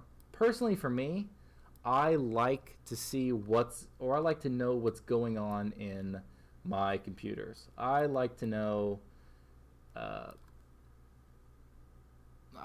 what's going on in my processors. I like to know what the cutting edge is, because guess what? If you're an undergrad and you go to school and you study real hard, your knowledge is going to stop at about the 1970s to 1980s. That's about as far as you're going to get into computer architecture. There's a whole world of architecture that you're missing out on. All these cool things, all these security things that people ignore. That's another fun thing. No one cares about security and architecture. Everyone just cares about performance. And guess what that's going to do? It's going to come up. Remember Spectre and Meltdown? Yeah, that's not the only thing. Okay. So they've got an adaptive tree counter to mitigate word line crosstalk, refreshing vulnerable rows. Maybe I should do an entire thing on DRAM one of these days. Yeah, it is pretty spooky. I don't know how your name's pronounced. Is it Rassy T or Racy T? Razy? Razzy? Okay. So overhead. Okay. It reduces the mitigation refresh power overhead. Hey, buddy, what's going on? It mitigates refresh power overhead in a quad-core system by to 7%. All right, that's pretty good. Oh, improvement over the 21 and 18. Okay. Just racy. Nice. Okay. Improvement over the 21 and 18%. Well, that's pretty good. That's like 3x over this and a little over about 2.5x over this. That's pretty good. Moreover, cat incurs very low performance overhead, 0.5%. Okay. I'm going to let you guys in on a secret. Can you guys keep a secret? It's very important that you guys keep a secret. Let's see. So here's the secret. This says 0.5% performance overhead. That is never going to be implemented. Never. Guarantee it. It's never going to be implemented. And you may ask, why? 0.5% seems like a low number. And I'll let you in on a secret. It is a low number. No one cares. Remember when I said no one cares about security? It's never going to be implemented. Listen, if it was going to be implemented, there would be security stuff implemented in hardware, in software. They don't implement security papers that have proven security fixes in software. Why would they do it in hardware? And the answer is they don't. Yeah. Okay. So basically what we saw so far is they've got some adaptive counter thing. They're minimizing power and they're minimizing the performance loss. Okay. Pretty neat. Pretty neat. Okay. So what else we got? Okay. So introductions are always boring in papers. At least the first half. The first half of introduction is basically, if you've read like 3 papers on the same subject, the first half of the introduction should be about the same. So all they're talking about here is DRAM, dynamic random access memory. I mean, it's general to the point of, they say, people use RAM. That's their first line in this paper.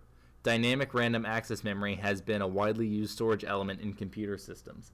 They're saying that people use RAM. Neat. I didn't know that.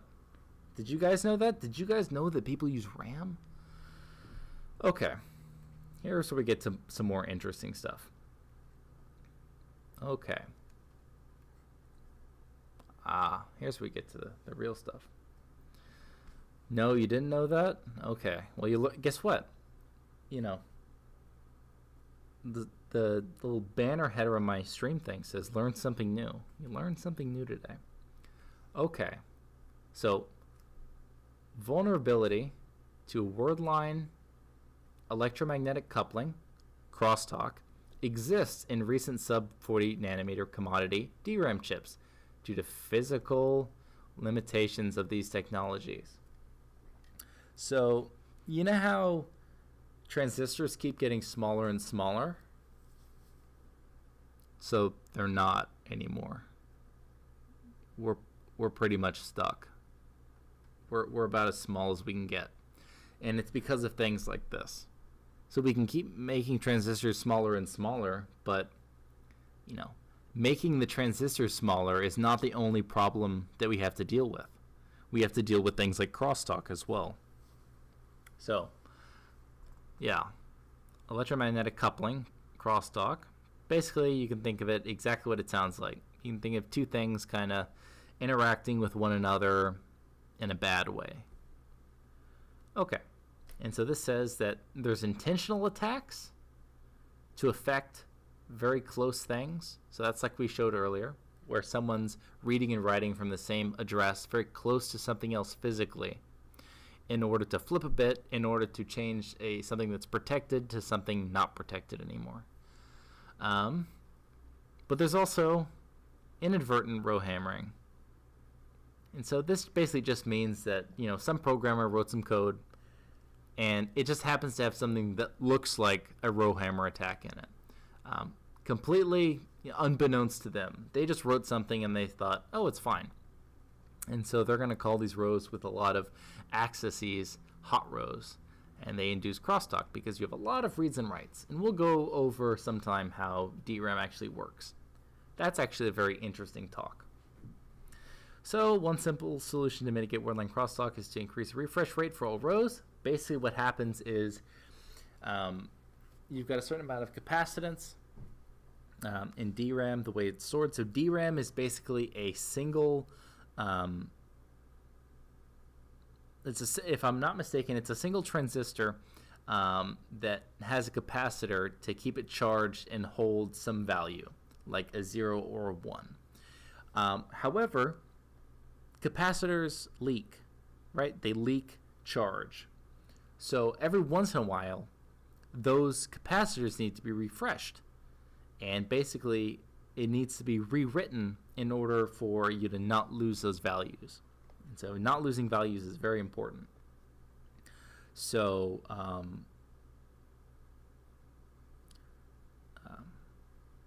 so what happens is, if you have a bunch of things read-writing next to each other, it interferes with adjacent capacitance more with that coupling, that crosstalk that they were talking about.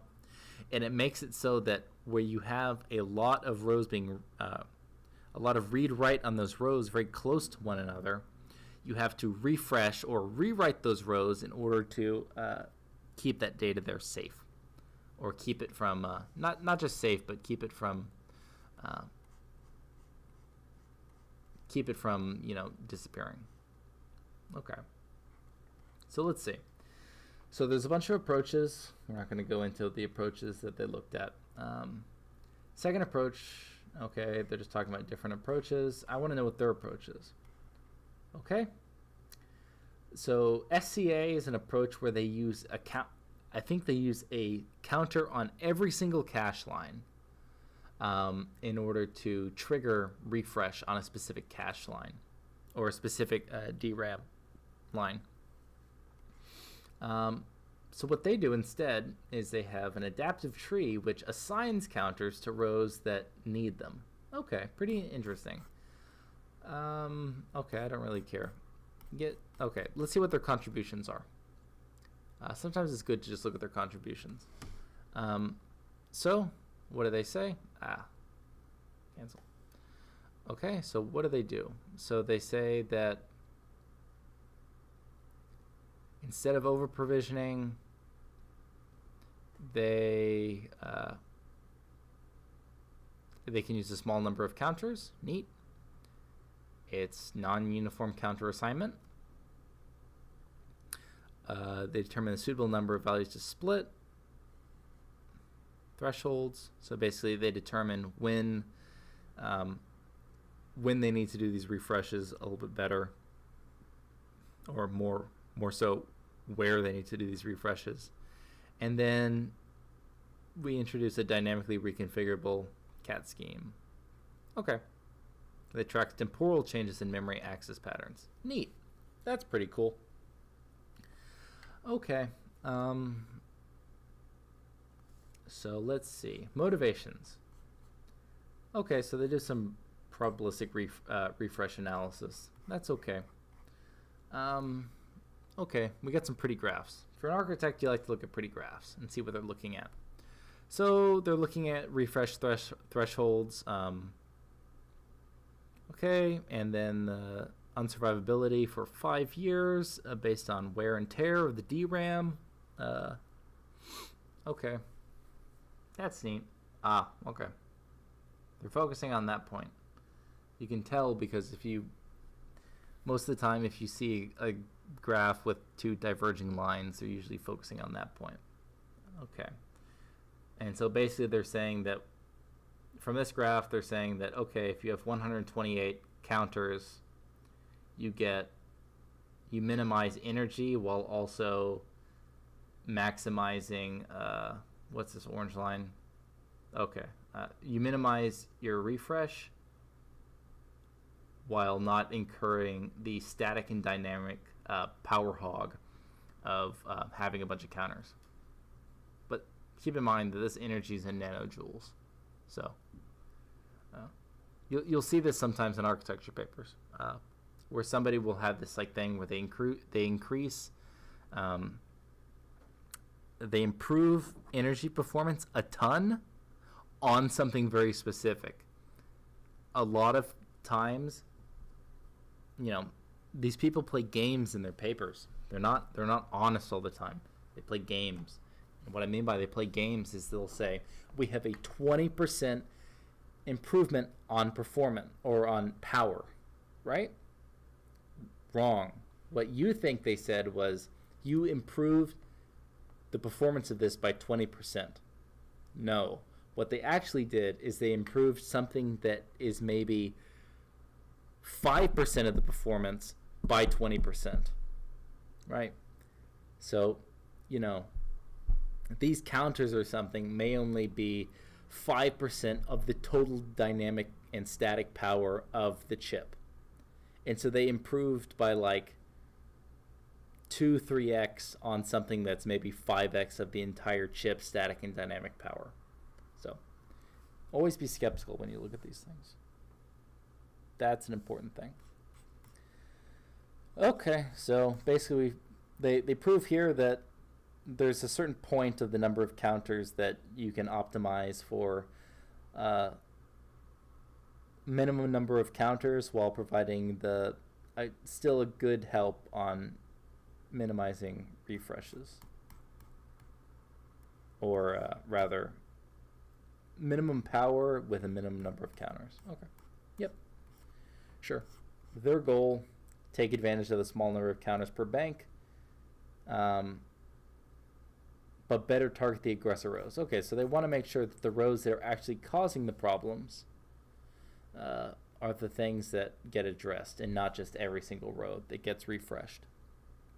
Okay, so what do they have here? Adaptive tree counters. Okay, this is pretty simple. They're basically saying that with their, so the original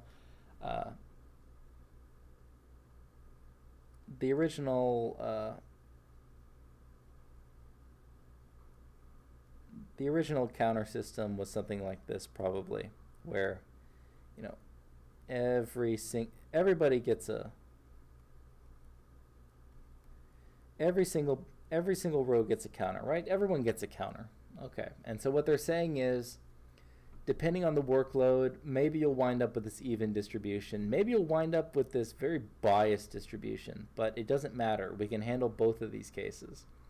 So if we need more levels and more counters dedicated to a specific set of addresses, we can allocate these counters towards that range. Okay, that's pretty neat. Okay. Or if it's just regular, it can just stay regular. That's fine. That's pretty neat. Okay. Constructing the cat. Okay. The reason why I'm skipping a lot of this is because basically the idea of having counters on cache lines already exists. So it's not, that part of it's not novel. This is the only thing that's been novel so far, mind you. That and this analysis right here. That's probably the only thing that's been novel so far. Okay. Let's see. Okay, here we go. So what do we have here? So here we have this cat. What does cat stand for? Counter something. Counter adaptive something. The adaptive counter thing that they made. Okay, so what's happens here? Okay, so they have intermediate nodes, and then they have nodes with counters, and then this is the structures they actually define within the architecture itself to handle this new idea of counters. So they have this table that has pointers to either counters or to intermediate nodes, and the two the left leaf on the node. Okay, so it gets a 0 if it's a counter, it gets a 1 if it's an intermediate node. Okay. And then every counter has a weight associated to it. All right, I see what they're going to do. What they're going to do is they're going to count up where they're having these collisions near one another. And what they're going to do is, if this gets really, really high on some other time interval, they're going to reassign where the weights are low over to where they have these high weights. Okay. So let's see.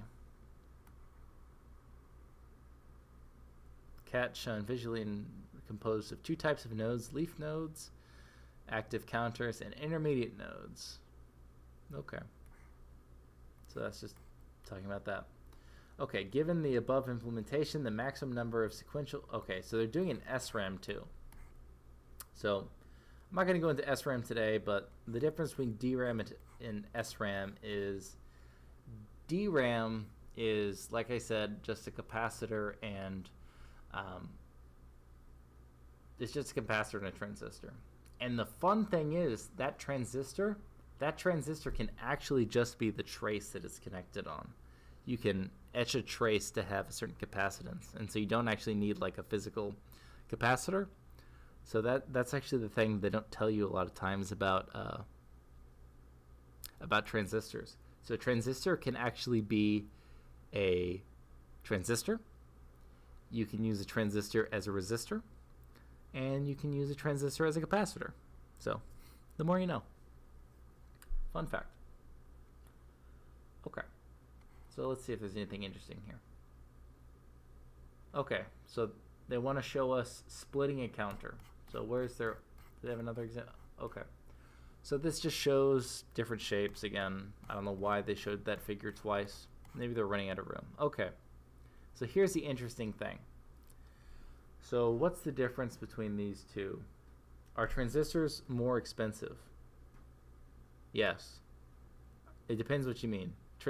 Transistors compared to capacitors? Is that what you mean? Or do you mean transistor, or like having physically more transistors more expensive than having fewer?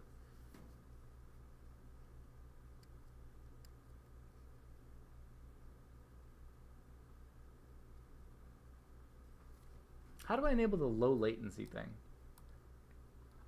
Okay, the second... Wait.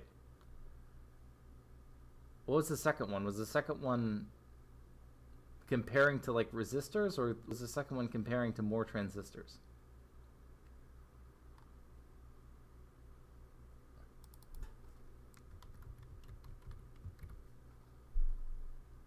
I'm losing my mind. Okay, I can answer both questions actually. Okay, to resistors. Okay, so let's do a great... I love having white space at the end of the paper so I can do this. This is actually something that I think we'll all find really neat. So I made the claim, and it's not a claim, it's a fact. You can use transistors in integrated circuits as capacitors and also as resistors. So you can put things together in order to make those things. So that's a claim I made. And so I made the claim that this is often done. And so the question was brought up as, why is this done? And I will give you a very good reason why. So let's start with a box, right? It's going to be a very poorly drawn box because I'm on a tablet. Okay. So let's have this box, and we'll call this a resistor. Okay. Makes sense. So let's draw a transistor. Okay. So see that thing right there? That's probably 100 times too big for this scale. That's why they use transistors instead of resistors or capacitors. It's a size thing. You can make transistors really, really small. So that's why you use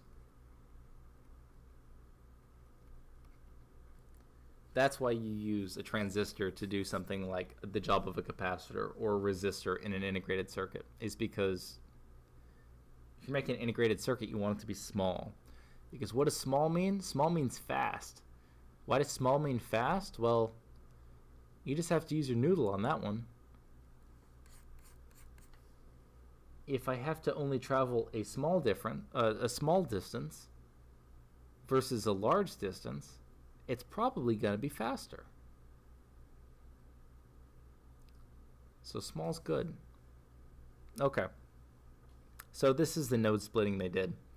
So there was a time step update. I don't think this program has a way to do clipping. And I'm lazy right now. So I don't want to... this is where having something like OneNote would be helpful.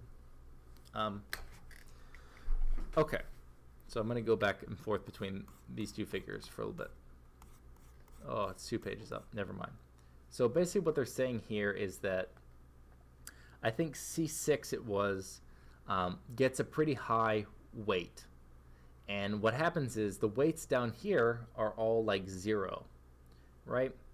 And so what they say is that C2 and C5, which are underneath this intermediate node I5, yeah, I think C2 and C5 are both have weights of 0 on this update. Am I right? Yeah. C2, C5, right? So let's see. Okay. Okay, so here's, oh, never mind. Here it is. So yeah, C2, so 0, 1, 2 is 0, and 2, 3, 4, 5. So C2 and C5 are both 0 after an update. This is really bad on their part because they didn't make the example the same thing as their figures. This is actually really stupid on their part. So basically what they're saying is the counterweights for both of these are 0 and 0 at the time step update. And they're saying that at that update, C6 is at 3. And I think this saturates at 3. I think it maxes out at 3. So what happens is, or what it looks like happens,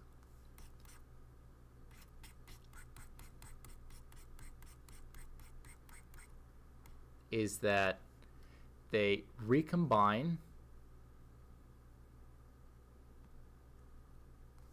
Yeah, they recombine C2 plus C5. They get rid of the intermediate node I5. So they get rid of that intermediate node. They leave C5 here as a counter, but they split C6 and turn where C6 was in this tree into now an intermediate node. And then they add this counter here where we had this this high weight right here of 3. Okay, so that's what they did. And then after that splitting, apparently they both get split off into 1. Sure, I'll buy it, I guess. Okay, any questions? Anything so far? Tell your friends if they want to learn computer architecture to come here. I only tackle the most interesting stuff. Also, I want people to learn. I just want people to learn. I just want people to be excited about computer architecture. Actually, speaking of that, what I should probably do is I should advertise more. I should advertise more.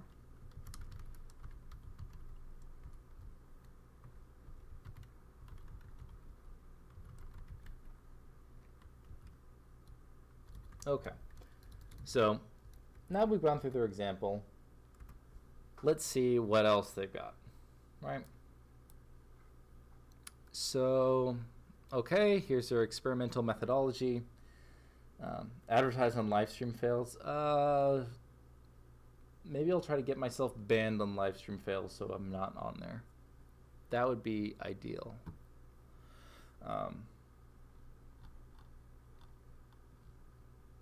It's an interesting crowd. Okay, so experimental methodology. This part, okay, so using 55 nanometer DRAM. 55. I don't know what a good size for DRAM is. I don't know what modern is. I don't know what to consider. Let's look it up. Modern DRAM size. Or no, technology. Yeah. Let's see what the wiki has. Let's see. Versions. No. Let's just look up the acronym nanometer. NMOS DRAM cell 1968. Honeywell something. How small is DRAM?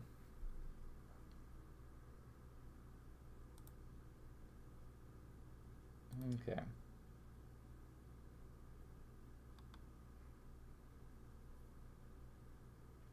I hope not. Hope we didn't. I hope it didn't go down. It better not have. I have like 800 up, 800 down in my lab because I'm on my university network. I should not have a single problem unless it's coming from my computer. Okay. So, experimental methodology. So, here's a pretty cool thing. So, there's all these really cool. So they use SDRAM sim, DDR3 SDRAM datasheet. They use USIM. Yeah, there's all of these really cool simulators out there for simulating just RAM. That sounds really lame, but that there's something cool for simulating RAM. Yeah. But, if you're an architect like me, that's pretty neat. The cooler thing is that there's detailed and very good simulators for processors. So there's simulators so good for processors that the simulator itself can run like an operating system. That's crazy to me. That's really cool. It can't possibly be as cool as simulating Palace and DPS on what? Listen. I haven't played, I don't think, any video game since about 2014. I haven't played an MMO since I played RuneScape about 12 years ago now.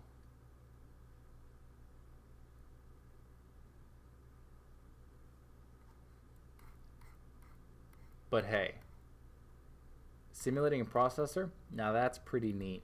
That's pretty darn cool.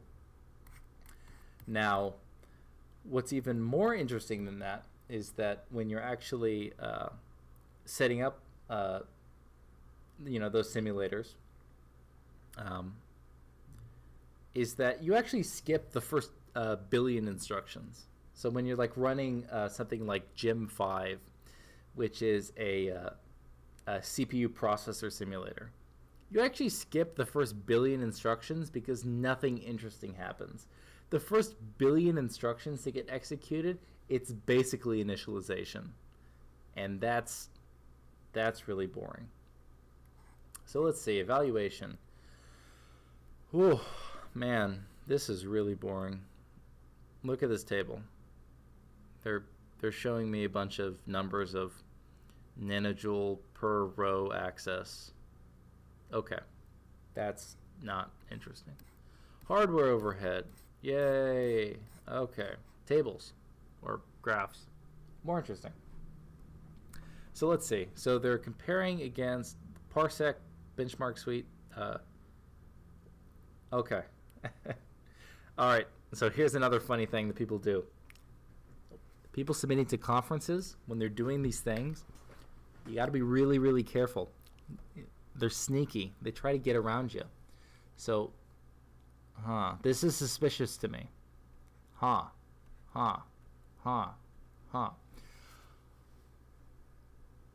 did they use 4 different benchmark suites? Why did they... So, Spec has like 12 benchmarks in it, I think. Why did they only use 2 benchmarks from Spec. So Spec 2006 is a, it's a very commonly used benchmark suite for benchmarking CPU applications. Why did they only use 2? Whatever bio is, why did they only use 2? They used a lot of parsec. And so here's something to look at or to kind of watch out for when it comes to these things of, why did they only use 2? They probably only used 2 because their design probably only worked well with 2.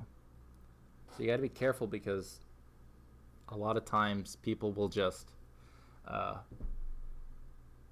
they'll just pick and choose the benchmarks that make their design look good. Sometimes you can get that through. Sometimes a reviewer will call you out on it and they'll say, hey, why did you use these benchmarks? This doesn't make sense. I don't know if it makes sense here. It might. I don't think it does. Okay, sensitivity study. Okay, so basically all they're doing here is they're saying that the number of counters we're using has an effect on our performance and on our power. Crosstalk mitigation is what they're looking here. So this is like crosstalk mitigation, something power overhead. And so they got an interesting little shape here where it seems to be pretty consistent across all of these different. Yeah, it's gonna you're gonna start increasing at some point because you're increasing the number of counters by a ton. So what are they doing here? Okay, gotcha. I would expect to see like maybe a footnote saying they tested the others. No, you won't get that. No, you'll never get that. Listen, Brad Nader. The reason why you won't get that is because you'll get that in only one circumstance, and you'll get that only if they've tested a ton of benchmarks and they all say the exact same thing. You will never see that in a paper saying why they didn't include the other benchmarks, because that would be basically saying that their design doesn't work. If you have a footnote in your paper that says we tested it on these, but our results, it didn't work out at this time. Maybe they couldn't even get their design to run with those other benchmarks. That part is doubtful. For other designs, it's very possible. Honestly, that just sounds like bad science. Yeah, you're hitting something on the nose right there. Maybe they'd say why they don't. Maybe they say why they don't. They should at least address it. Yep, they should. So what it may be. So this is a very likely scenario, or this is a very likely thing. So they may have selected these benchmarks, and it may say it in the paper. I may have just glossed over it. They may say it in the paper that they only use these benchmarks because we're talking about something dealing with rowhammer. Rowhammer deals with a lot of kind of pathological memory accesses. So if you have something that's very compute intensive, that's going to be pointless because you're going to show zero improvement because you're not going to memory a ton. So maybe they only chose the memory intensive workloads, and then even then they probably picked only the ones where their design worked best. But that may be a reason. We can't say for sure or judge them very harshly, from the get-go. They may address that. Brand or money. What do you mean money? You don't have to buy these benchmarks, they're free. You just download. You could just Google Spec 2006 and download it. They're like all on GitHub. Oh, you mean money as far as like getting published and probably recognition? Yeah. I mean, what's your job as a professor? To get published, if you're a research professor.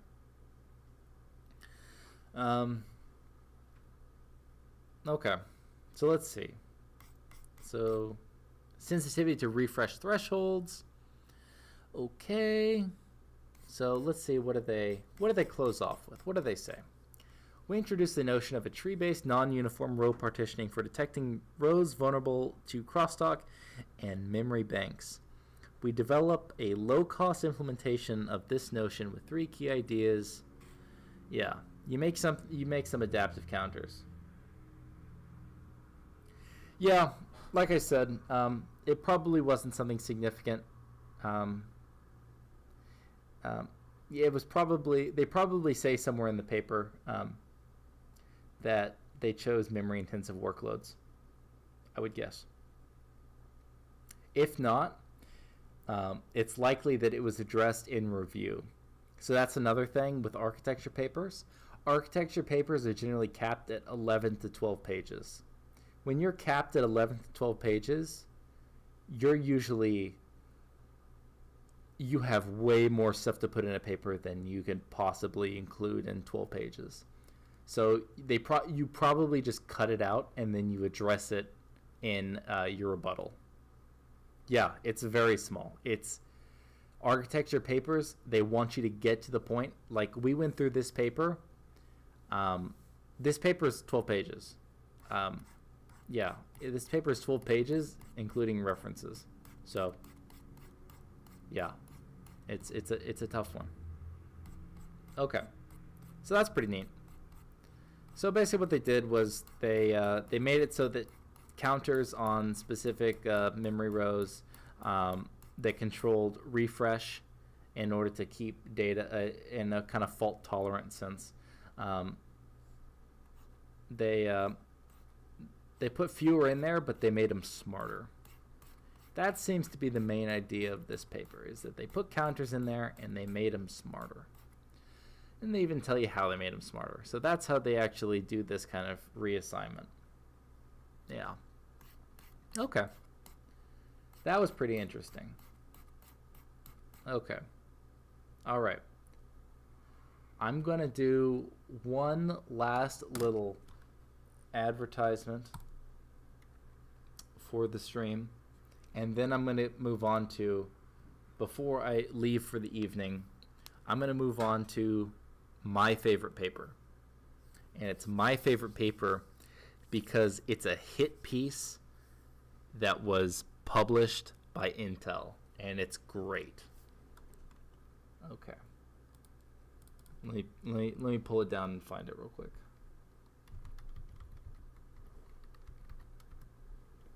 Ah, there it is. There it is. We got a spicy one coming in.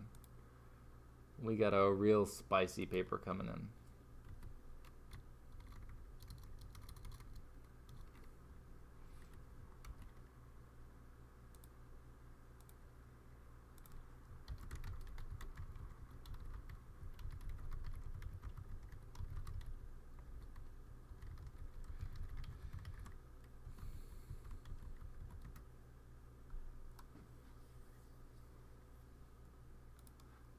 Okay. What are you guys' thoughts on the paper? Any comments? Anything that you were unclear about, thought was interesting? Let me pull up the hit piece real quick.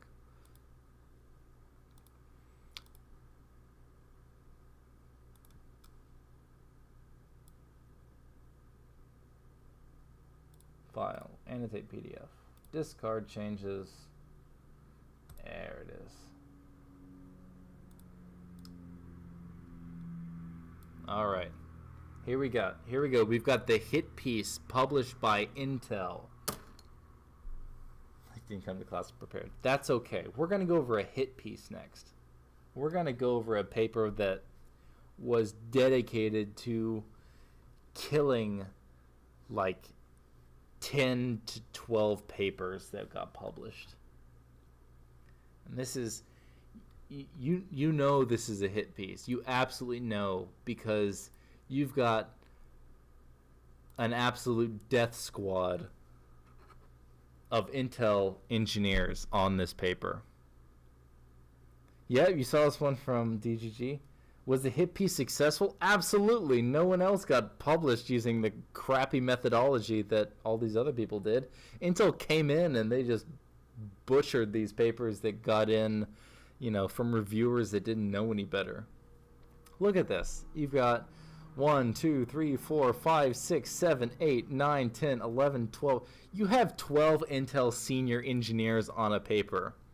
And you have the first word of this paper literally debunking.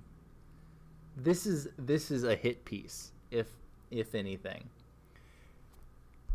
Okay. Is the volume a little low? I'll turn the volume up a little bit. I'll turn it up. Okay. That's probably pretty good. That's probably better. Okay. When you said you were reviewing a paper, I thought you meant a piece of paper, not a article on a paper. Okay. Well, if you think about it, this was probably printed on, what is the common? A5? Is A5 the standard paper or A4? Printer, paper, size. A4, yeah. Okay. Yeah, A4 paper. So, there's some Root 2 memes related to A4 paper. So that's pretty interesting if you want to look at it that way.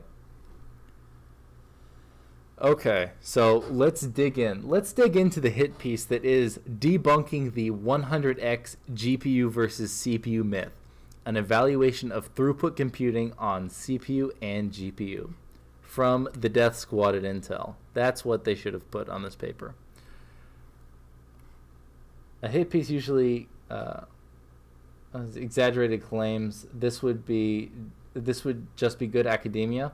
It is just good academia, but it's a hit piece because it specifically targets and names them by name. Listen, this paper named names. Look at these. All of these paper, we re-examine a number of claims, and these are references 9, 19, 21, 32, 42, 45, 47, 53.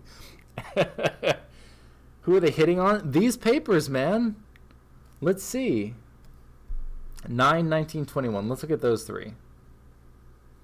9. A high-performance FFT algorithm for vector supercomputers abstract. Okay. Or no, wait, that was not 9. This is 9. Teraflops for games and derivatives pricing. All right. So that one. Knock it off the list. 19. Who's next? Graphic processing units. A possible answer to HPC. All right. It's dead. 21.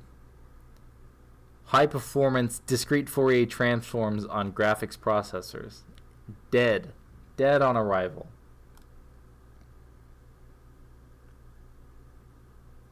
Isn't that the point of a response paper, though? Yeah, but you don't get a lot of response papers. Response papers generally don't get in because, why would a conference want a bunch of response papers? That means that your conference isn't pushing anything forward. One of the biggest parts of computer architecture is novelty. And so if you don't have novelty, novelty is one of the most prized things in architecture, if not the most. Yeah, let's keep derailing the explanation. All right, we're going into it. Okay. Let's see. Let's bust out the highlighter. We're gonna use green for this one. We're gonna use a green highlighter. Okay. Make it smaller. Recent advances in computing have led to an explosion in the amount of data being generated. Yeah, that's true. It still is true. Okay. Throughput computing is important. Okay. Simple. All right. Here we go. In the past few years, there have been many studies claiming GPUs deliver substantial speedups between 10x and 1000x. Oh, I want to see the 1000x paper. Novelty is the point of academia. Somewhat. What if so it depends what you're defining as novelty. Okay, someone makes a new branch predictor. A branch predictor that has better performance. That's not really that novel. You just improved on something. Here, I'll link it. I got it. I'll hook you up. You don't need to buy it. Listen, great thing about architecture papers. They're everywhere for free. Everyone puts their architecture papers out there. Yeah, you're welcome. Okay, so novelty's not the only point of academia. So, can I give you an analogy in terms of arithmetic geometry? No. Okay. Okay. Listen, Lev, it's okay. We're getting into the hit piece, and that's okay. So let's see what they do. So they compare the gap between an NVIDIA GTX 280 processor and the Intel Core i7-960. Keep in mind that this paper is, I think, from 2011 or 2010. So this is a, I think, older. It's from 2010. So keep in mind that this was more or less cutting edge at the time. Okay. And let's see. And so the performance gap drops to only 2.5x on average. There were claims of 1,000x speedups here, and the death squad at Intel, these brave soldiers, they cut this thing down to 2.5x on average.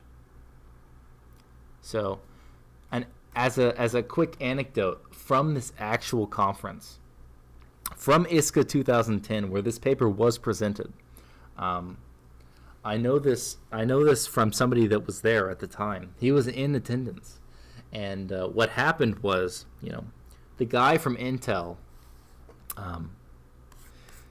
it was probably Victor. Victor Lee, I think, probably presented the paper. You're welcome. I think they should be too, because papers are very important. So back to the conference. So what happened was these guys, Victor, I think, presented this paper.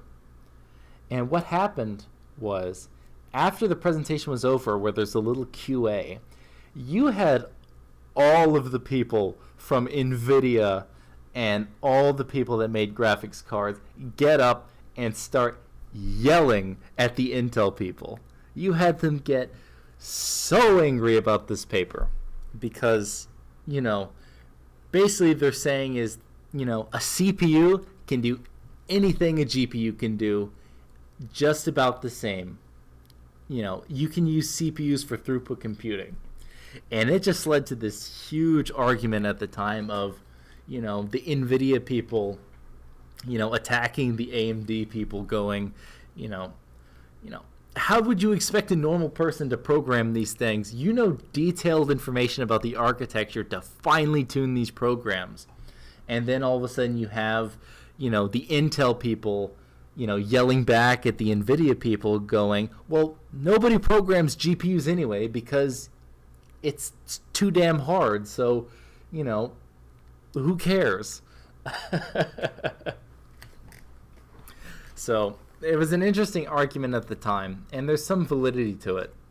What would be interesting is if NVIDIA did the counter hit piece and they were to super finely optimize and tune and tile all of these apps that are re-examined in this paper and try to maximize performance on their own cards using all their tricks that the general public doesn't know. That would be an interesting paper. They're never going to do it because they don't care, because they're just raking in money right now. They can't keep cards in inventory. Okay. Moving on. 2.5x on average. So we're going to keep that in mind. Past decade, seen a huge increase in digital content. Lots of information. Soon the amount of digital data will exceed exabytes. Okay, definitely has at this point. Here's a fun fact that we're nearing the point where the energy it takes, the energy that is used to transfer data is going to be more than the energy used to transport matter. So I'm talking about, transferring stuff digitally will be consuming more energy than all shipping, all cars combined. That's a pretty interesting thing to put in perspective. Okay, so let's see. This feature, okay, throughput computing. We want to compute a lot of things. There's two major computing platforms are deemed suitable for this new class of applications. General purpose CPU, okay, that's the thing we've had forever.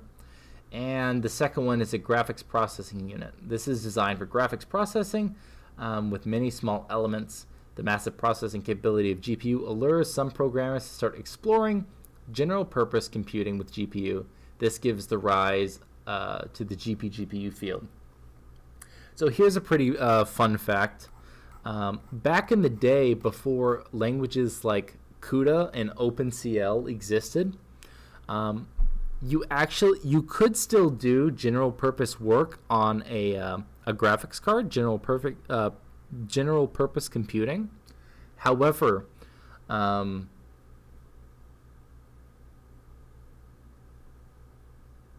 the problem was you would have to lay all of your data out as textures, and they would have to be computed as textures in the graphics pipeline.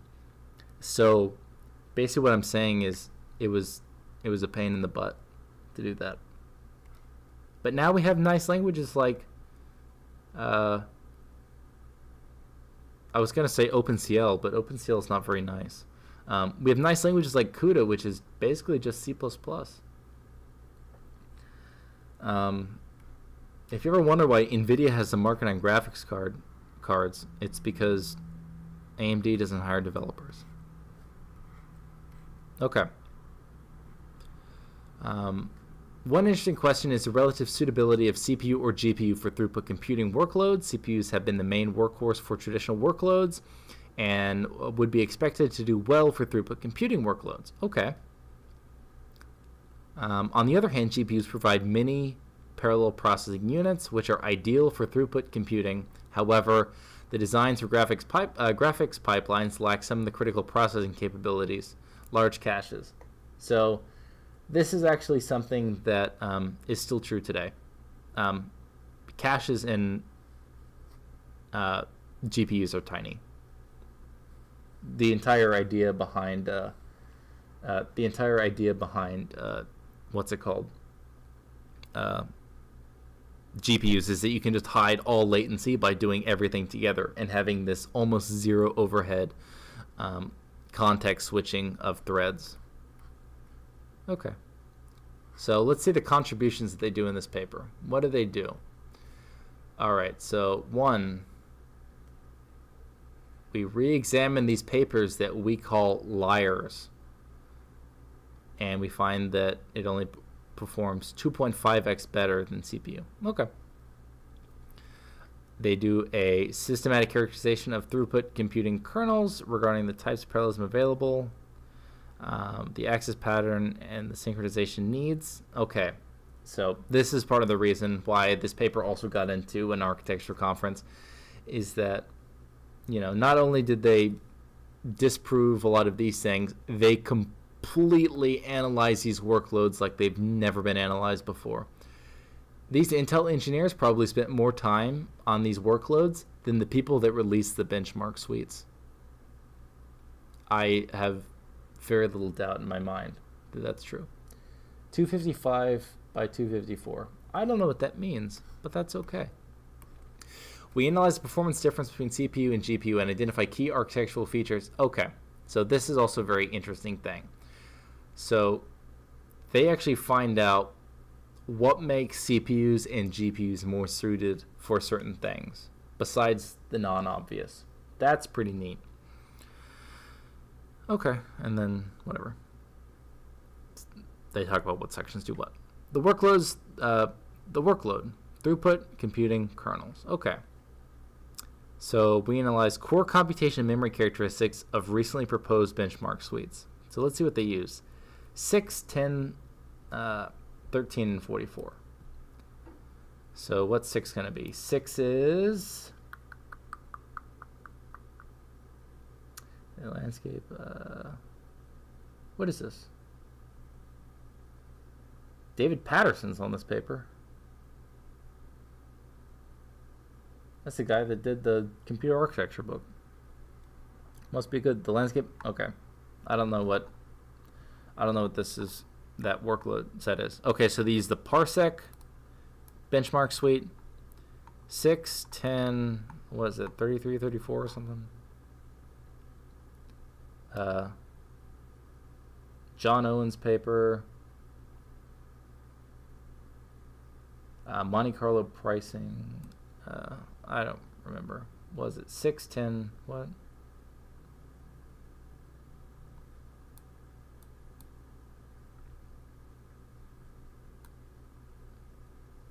Okay, so these Parsec, and the 13 and 44. Okay. What's 13? Okay, convergence of recognition. Okay, I don't know what this benchmark suite is actually called. I don't know if it has a name. And then 44, is that Rodinia? That's Parboil. So these Parboil, Parsec. What would be the purpose of analyzing this claim by Intel? Intel sells processors. If you have a bunch of people selling lies like, oh, we get 1,000x better performance than an Intel chip, I mean, are you going to take that if you're Intel? If you can prove that it's actually 2.5x better? I mean, if I was Intel, listen, I want the high performance computing market. I don't want GPUs to get that entire market. Come on. That's what the big deal is. That's the key point. Okay. So let's see. So they look at dense and sparse, Monte Carlo. I'm guessing this is matrix multiply, I think. SGEMM. I think that's just matrix multiply. Unless they say it someplace in the paper that I'm not seeing. Matrix multiply, convolution, fast Fourier transform. Okay. Saxby, scalar, alpha x plus y. So it's just scalar addition.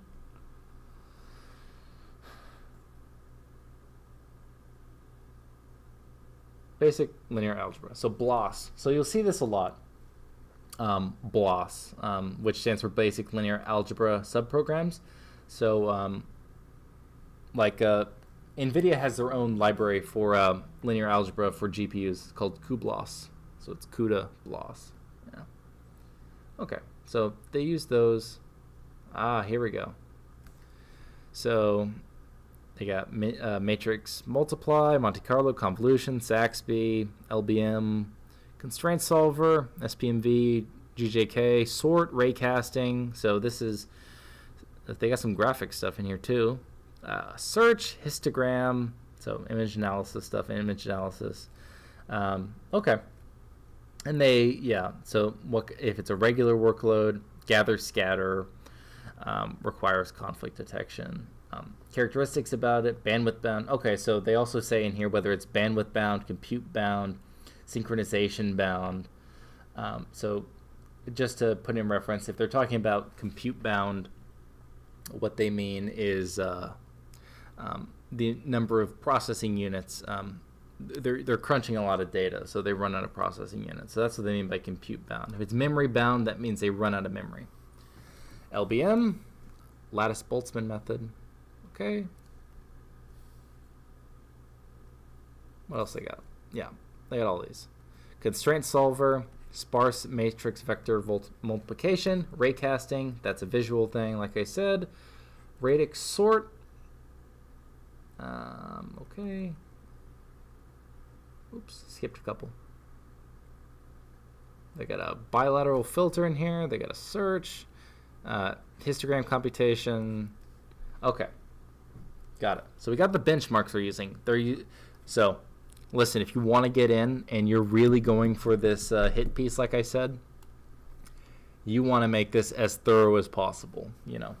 You want the strongest argument you have, because even though these papers that they're attacking are not very clever, because if you claim you have 1,000x speed up and then it motivates somebody to come after you like this, clearly you weren't doing something that great. Okay. So let's see. The NVIDIA GTX 280. Nice. Okay, so right now they're just talking about the architecture of the GTX 280. It has hardware multi-threading support. Hardware SIMD structure is exposed to programmers through thread warps to hide memory latency. GTX 280 provides hardware multi-threading support. Sure. 16 kilobytes of memory, referred to as local shared buffer. Okay. What else? Implications for throughput computing applications. Okay.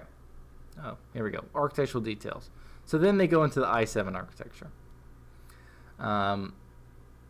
CPU core is designed to work for a wide range of applications, including single-threaded applications. Everyone should pretty much know this. The goal of the CPU is latency-driven applications. It's very fast, and the reason why you have all those levels of cache is to protect on latency, is to make sure you get things out quick, sequential things.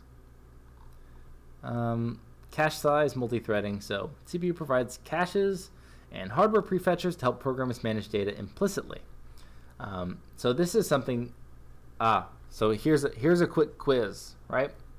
So Spectre and Meltdown, right? Everyone knows Spectre and Meltdown. Here's a quick question. Can you do Spectre and Meltdown on a GPU? If I had the Jeopardy music, I'd be playing the Jeopardy music.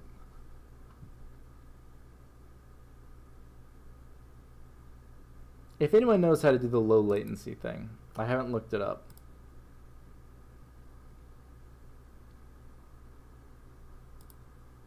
Let's see. Streaming tools? No. Dashboard? There's on the dashboard. Okay. Okay, I've got a weak no. Got a no with a question mark. Anyone else? Anyone else? No. Okay. Okay, so you're right. Do GPUs even use look ahead memes? That's where you're right. They don't. So Spectre and Meltdown, when the guy from the CEO of NVIDIA said that you can't CEO of NVIDIA said that you can't have Spectre and Meltdown on a GPU, they're absolutely correct, because Meltdown works on exploiting out-of-order execution. GPUs don't execute instructions out of order, so you can't exploit something that doesn't exist. Spectre exploits speculative execution. You can't exploit something that doesn't exist in GPUs. GPUs don't have speculative execution. You all failed. Time to become a psych major. Okay. Yeah. So you can't have Spectre and Meltdown on a GPU, because those things don't exist. Now, there's been thoughts of maybe trying to do something like that on GPUs, but there's a big difference between doing it on GPUs versus doing it on CPUs, and that's with so think about a 4-core, 4-thread processor, right? Okay, so you have 4 threads. So if there's an interrupt that happens and you have to, what about rowhammer? So that brings up an interesting question, right? So rowhammer is an exploit of DRAM, and GPUs have DRAM, and in fact you could probably do a pretty radical rowhammer attack just because of the memory bandwidth you have in GPUs versus CPUs. However, there's something else to consider. The shared environment of a GPU. So the shared environment of a CPU is a little more understandable to attack, because you put a bunch of VMs on on boxes that shoot up into the cloud. When you attack something on your neighboring box, you can, it's reasonable to have a bunch of these things co-located with each other. But what about if you're doing cloud computing, right? So if I'm somebody that's paying a ton of money to like Amazon EC2 to rent out a GPU, right? Why would I want the whole GPU. If I'm going to pay money to rent a GPU online, odds are I'm not doing some small task. What is cloud computing? It's not owning the hardware. You just let Amazon own the hardware and you just rent it. But you rent it virtually. You just log into it remotely. Yeah, right? So what's the threat model? Oh, okay. You don't have to apologize. Yeah, so what's the threat model there, actually? How likely is it that you will be co-resident with someone that you want to attack in the cloud on a GPU? CPU, it's a lot more clear-cut. Okay, so let's look what they do. Okay, so it looks like they take these benchmarks and normalize to i7. So this is going to be the GTX 280's performance over the i7, and this is that 2.5x that they were talking about. Okay, so let's see where they explain that. So bandwidth difference. So Core i7 provides a peak external memory bandwidth of 32 gigabytes per second, while the GTX 480 provides a bandwidth of 141 gigabytes per second, about 4.7x ratio. Okay. So let's look at that for a second. So my bet would be that something like this app right here, and things like Saxby and LBM and Bilat and GJK, I would guess that these are probably memory-bound applications, because that's the thing that GPUs really have the edge on, is the huge memory bandwidth.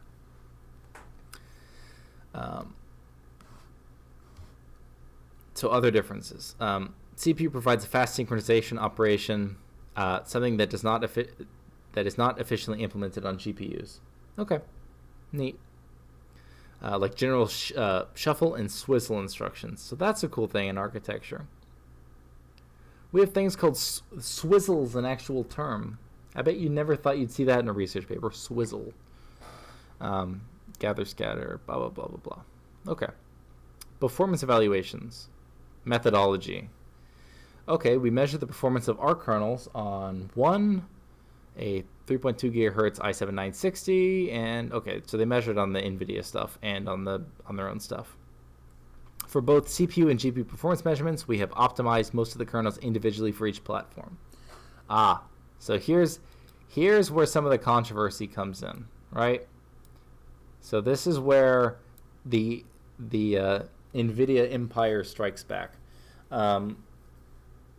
So basically what they're saying here is that they optimized these programs as best as they could for their respective platforms. Okay, so if I'm an Intel engineer and I'm optimizing a program for the hardware that I helped design, and I have access to all the secret documents, I'm probably going to do a pretty good job. Okay, take two.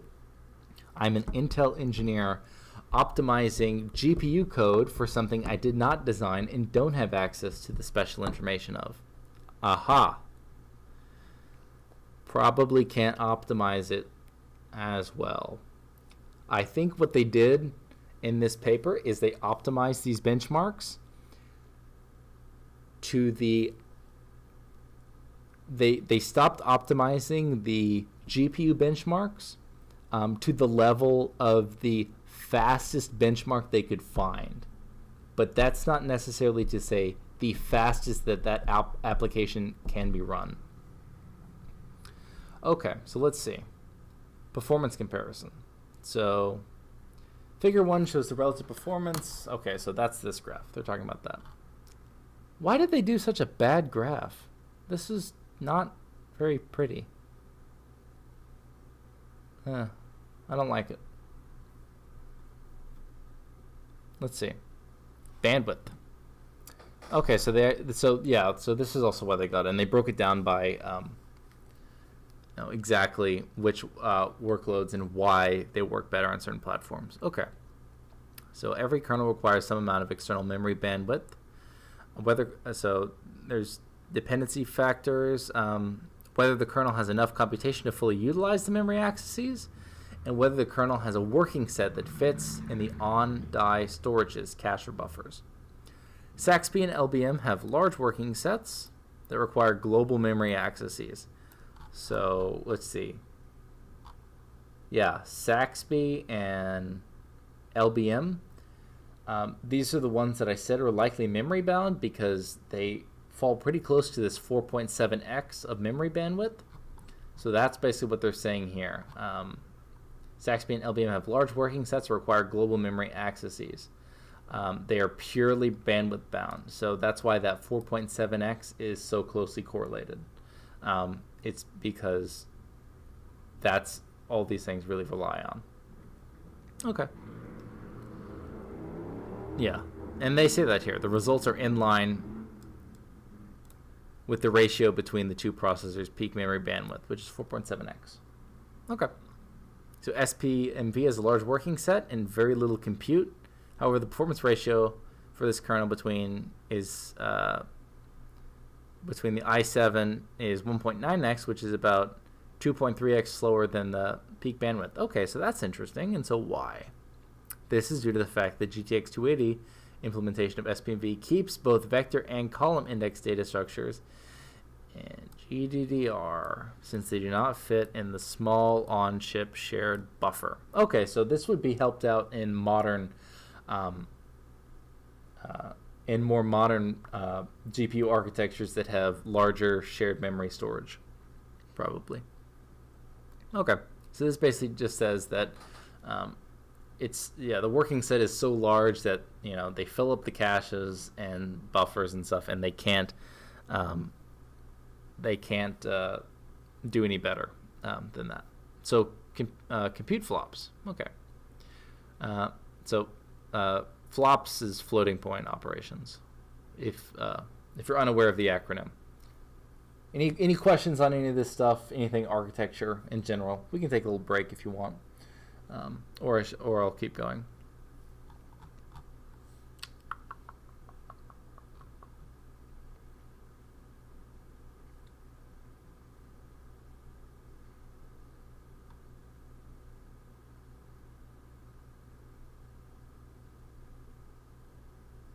Okay, we'll keep going. All right, so the computational flops available to the processor depend on single thread performance as well as TLP. So TLP is thread level parallelism. That's what that stands for. Or DLP due to wide vector SIMD units. So SIMD stands for single instruction multiple data. So if I have, I can have a single instruction that basically says do a very big multiply on these two vectors, right?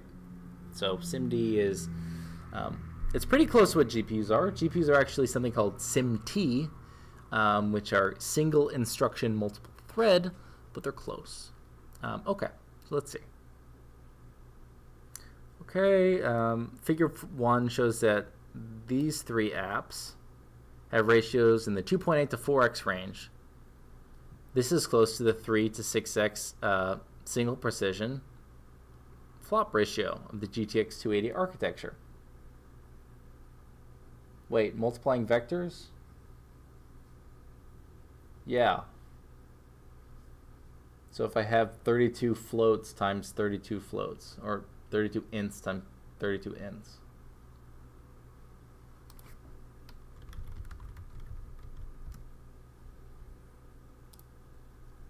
let's see. Here's a good picture.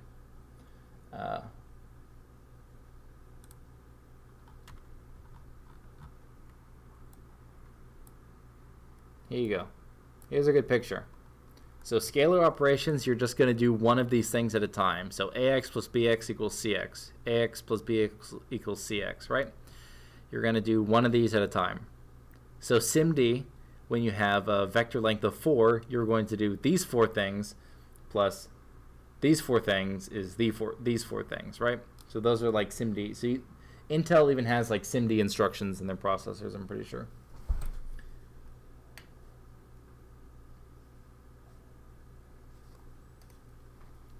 Okay, so let's see. So, yep, so they say that there's about 2 to 6 times, you can get 2 to 6 times more floating operations per second in the GPU, and so that explains the 2.8 to 4x range that they get from these 3 benchmarks that are compute bound. Okay. So moving on to something like the cache. So here's something interesting. So there are kernels whose working set cannot be easily tuned to any given cache size without loss of performance. So let's see. Let's see why. On GPUs with a small local buffer of 16 kilobyte shared among many threads, we can only sort 4 bits in one pass, requiring 8 passes to sort 32-bit data. On i7, we can fit the working set of 8 bits in L2 cache, requiring only 4 passes, a 2x speedup. So this is interesting. So sort actually is faster on the CPU. Yeah. So sort here and also solve here is actually faster on the CPU than the GPU. Huh. Pretty interesting.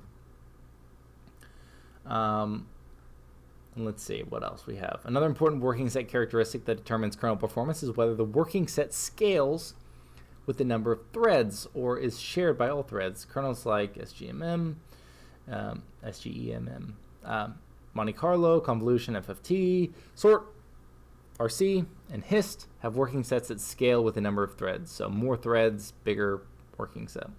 These kernels require larger working sets for GPUs than CPUs.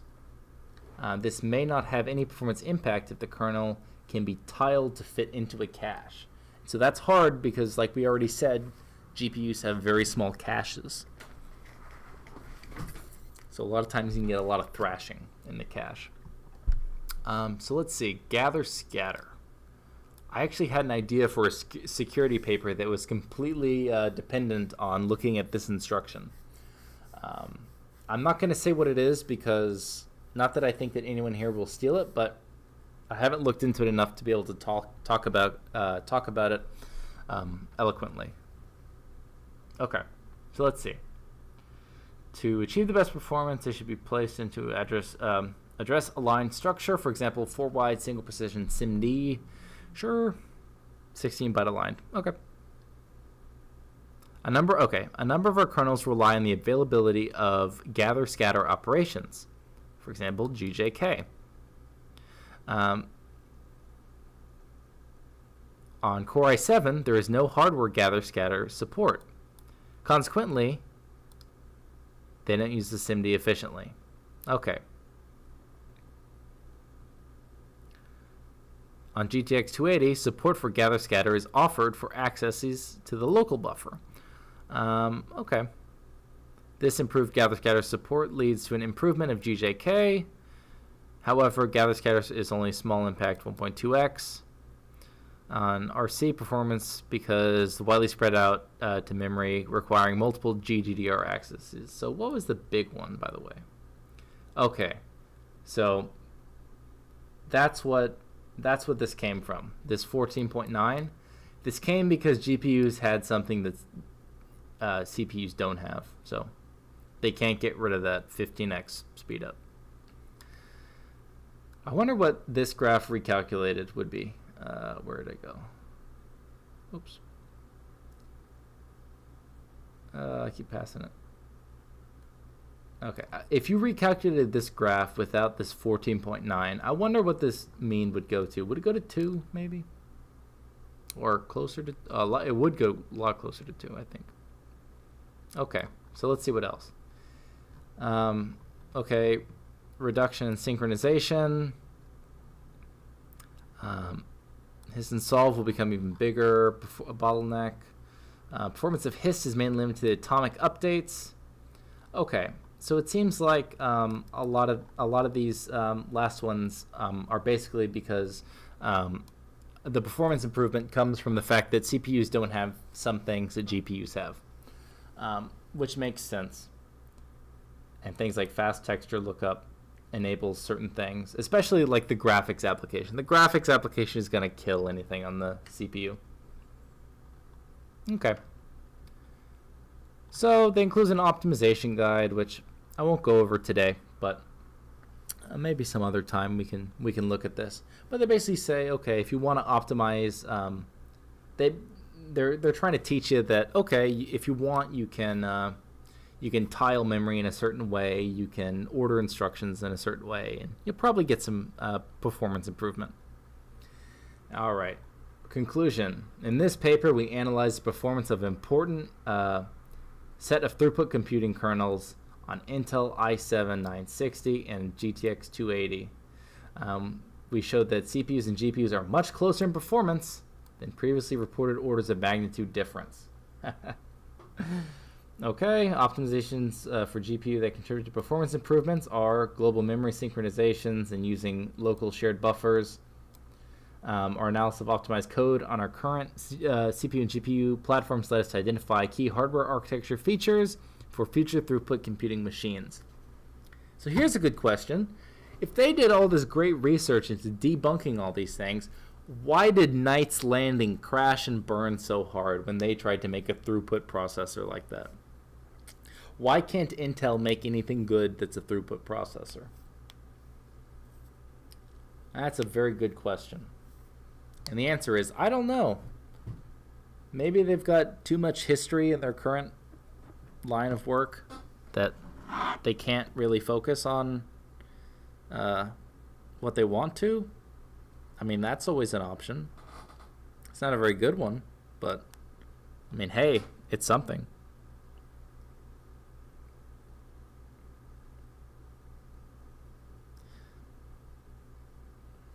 Okay. So that was the hit piece.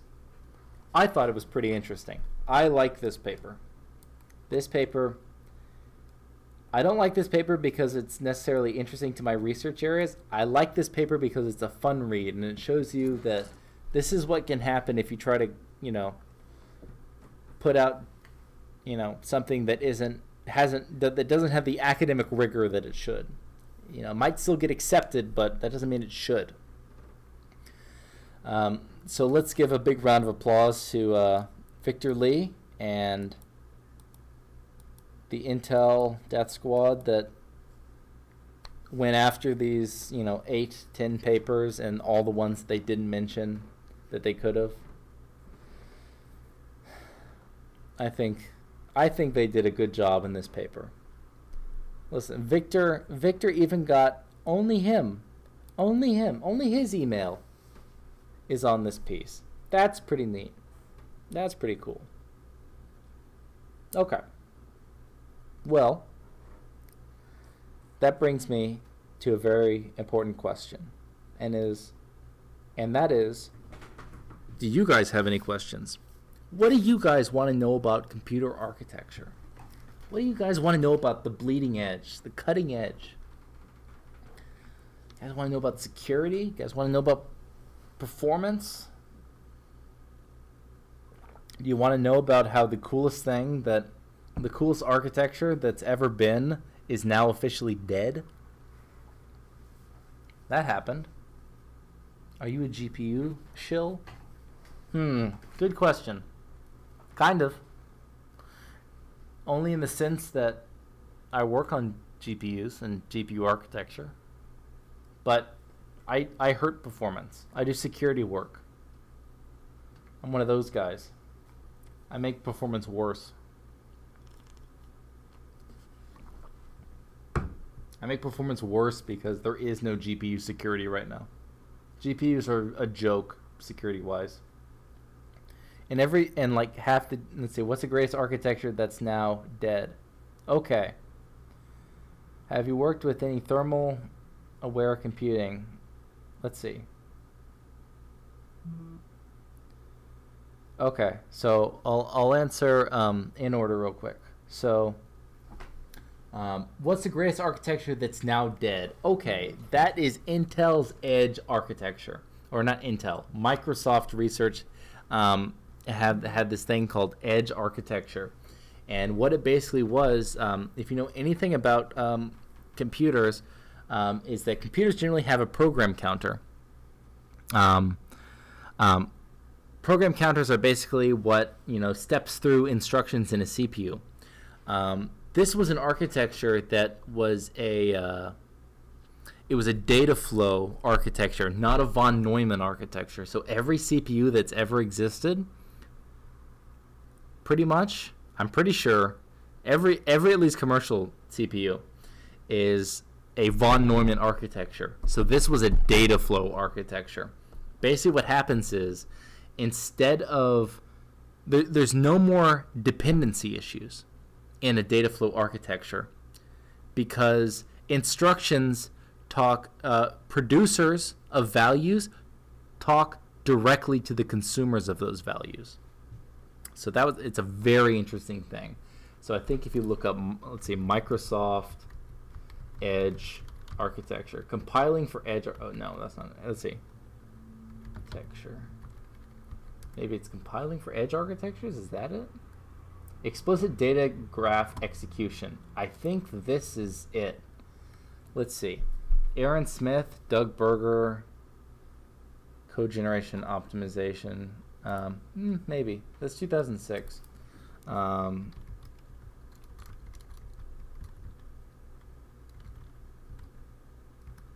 Let's see if I can find the guy. I think it's this guy at Microsoft Research that does work on it. Okay.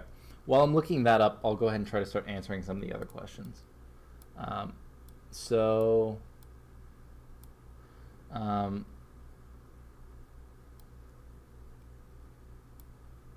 Let's see. Other questions. So, how does GPU architecture differ from CPU architecture? Okay, so you can think of a GPU as a bus and a CPU as a sports car. So GPUs are optimized for throughput, which means they can do a lot of things, but not very quickly. CPUs are optimized for latency, so they can do not a lot of things, but they can do them very quickly. So some of the big differences. So when we talk about threads, so a lot of people get angry because threads don't have the same meaning in GPUs and CPUs. So when people say that GPUs have like millions of threads or something, they're lying. They're not. Those aren't the threads that you're thinking of. If you're thinking of a CPU thread, no, very different. But basically, the difference is it's that you have very simple architectures in GPUs. So everything in a GPU it looks like a very old CPU, but the thing is they're very small and you have many of them, so you can do everything in parallel.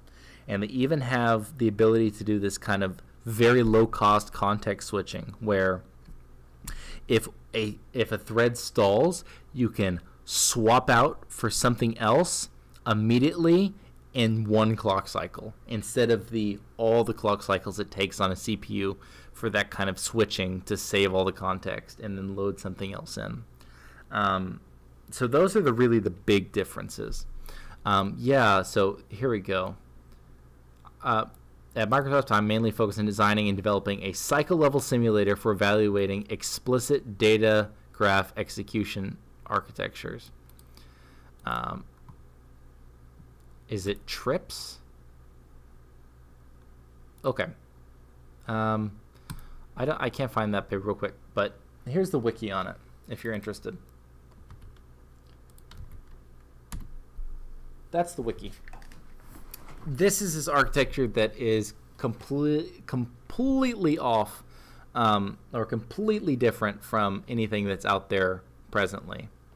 So it's a completely different type of instruction set architecture that doesn't have a program counter.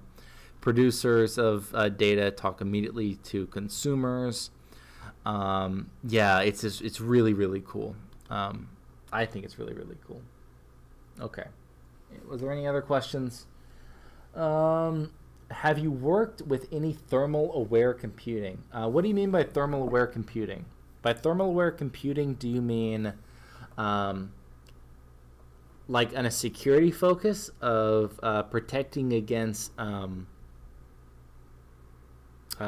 differential power attacks? Or do you mean like, I don't know, having feedback based upon the schedulers? Thermal. Oh. Do you mean like in data centers, doing load balancing in data centers?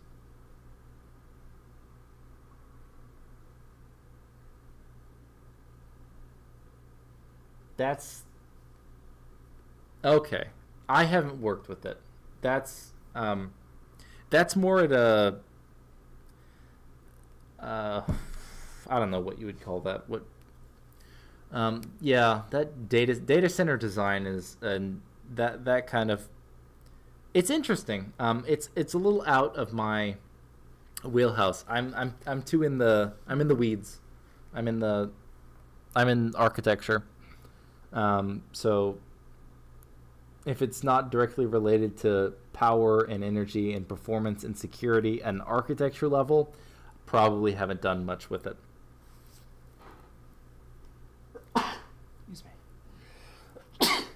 Excuse me. Yeah. All right. Anything else? Any other? What else we got? What else you guys want to learn about today? I got a little time. It's only 11:15 p.m. where I live, and I'm leaving at 11:45 for the bus. What languages do you use mostly? C and C++ and CUDA. That's it. You can't really do anything. You can't. There's not really. Oh, and Python, I guess. I use Python to automate some stuff, and I guess if you consider LaTeX to be a language. C and C++, because if you're going to build a simulator, you need it to be fast, and you need a lot of control. So what's the only way to do that? C and C++. Why do I use Python? I use Python because it's easy, and I can automate some plotting stuff and some data collection stuff with it. Why do I use LaTeX? Because you can't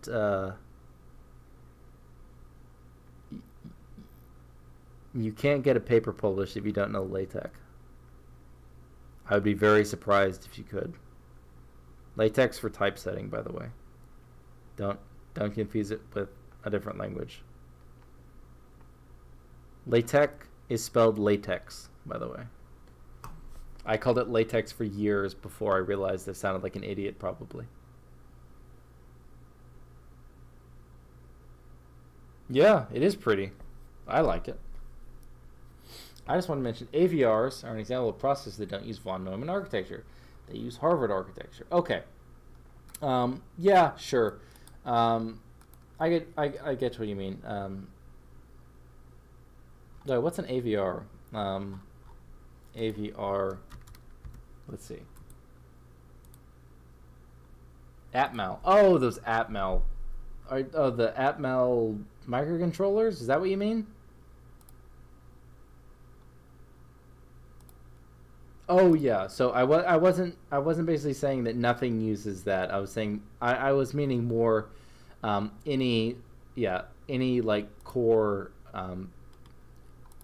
Well, I mean, basically everything uses everyone licenses an ARM core now, pretty much. But even Intel went into a deal with ARM licensing cores.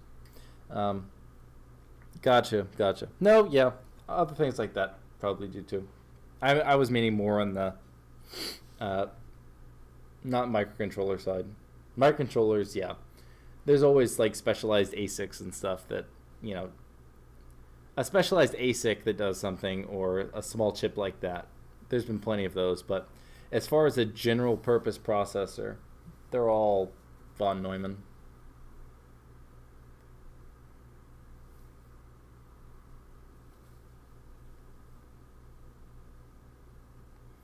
Let's see. Anything else? All right. What do you guys want to see? What kind of content do you want? I am.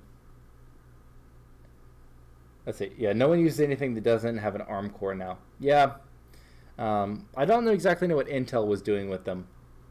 Intel entered into a partnership with them like a year or two ago. I don't know exactly what they were using it for or were going to use it for. I don't know what Apple is doing either. I know Apple licenses ARM cores, but what is my favorite thing to teach? Ooh, that's a good question. Honestly, I like the paper stuff. The paper stuff is pretty neat because I used to not know how to read a research paper. And now I can do a research paper fairly well, and I feel fairly confident doing it. But I feel like that's a really hard thing to kind of learn. But other than that, I like teaching the foundational stuff of computer engineering a lot. And well, two things. The foundational stuff, so like logic design, and then computer architecture, because I do computer architecture. And so I like teaching computer architecture because, I mean, every single person in their life relies on architects. And so if I can teach people a little bit more about how these things work and how it's almost a miracle that these things work, then, I'll be happy. Should Destiny have bought an iPhone because their OS is tailored for their architecture? He seems to have a lot of issues with overheating. Hey, I use an iPhone, but I use an iPhone because I got paid to use an iPhone. Do you know any HDL or Verilog? Yep. I've done a lot of stuff in Verilog. I've done a lot of stuff in Verilog. I've played with System C. I've looked at System Verilog, but not terribly much in System Verilog. And I think VHDL is the worst thing that's ever happened.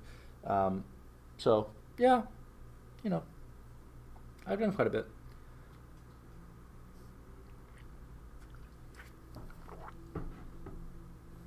Most computer architecture classes, as like a final project, they'll make you design a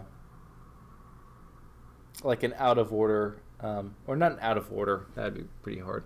They make you design a multi-cycle pipeline processor in Verilog and simulate it for a course. Like make you do like a simple MIPS type processor, or support at least some instructions in MIPS.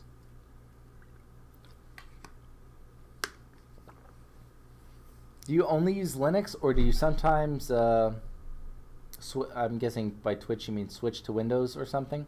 Nope, I don't. I only use Linux. I have a VM for Windows only, and I mean 100% only, to use Microsoft Office. That's it.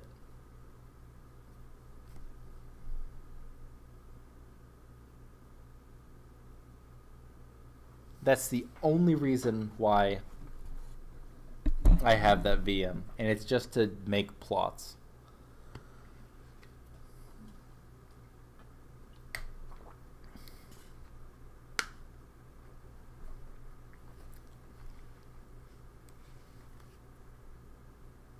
Does Wine not play well with Microsoft Office?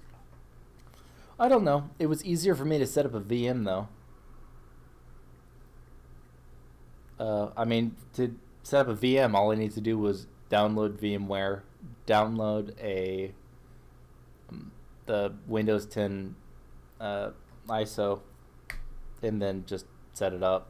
It was fast. And I have an 800 down connection in my lab, so that takes 0 time. What do you use Microsoft Office for? I haven't had it installed in years. I just use Google Office now.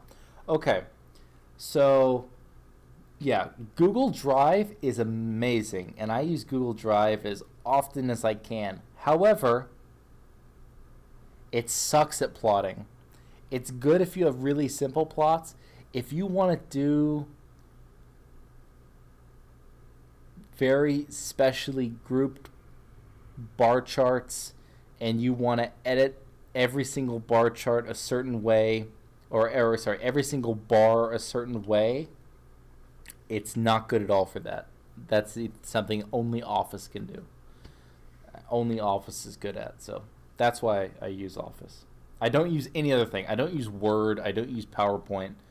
I mean, if I need a presentation, I can just use Drive. I mean, I don't need the advanced features of PowerPoint to make custom animations.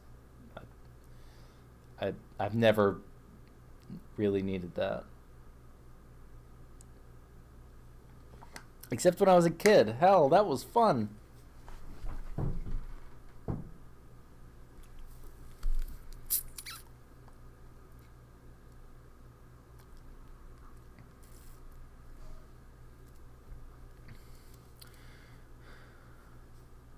See, right now I'm trying to figure out a closing the show slogan, because I wanted to use I hope you learned something, but I don't want to just steal from Lewis Rossman. What do you think of FPGAs and their place in the architecture world? They're great. They're fantastic. They're better than GPUs. So there's a self-answering question though of why they're not used though, or there's a very easy reason why they're not used as much, and it's because you have to write Verilog, VHDL. It's hard.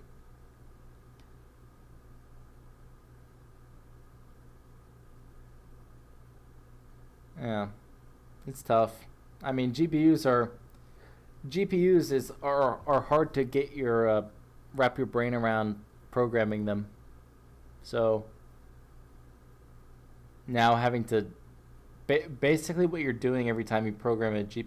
So I mean, I took an SoC design class where we basically designed SoCs on FPGAs. You could always do a hope you learned something and a Ripperino Cappuccino meme. Maybe I could do that. Does stealing from two people cancel them out? I think that's how that works.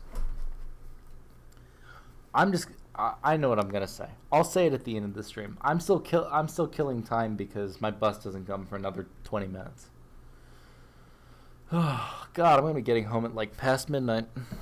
Yikes.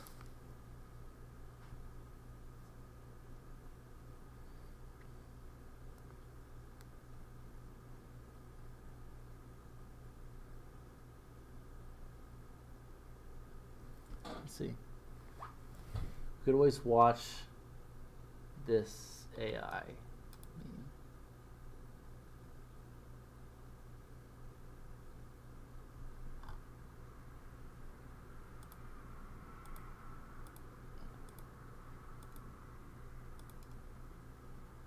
It's okay. There's better ones. If you really want to, let's see. I'm streaming from my lab. That's why I have such a great connection. It's such a steady connection. Is because I have 800 up and 800 down.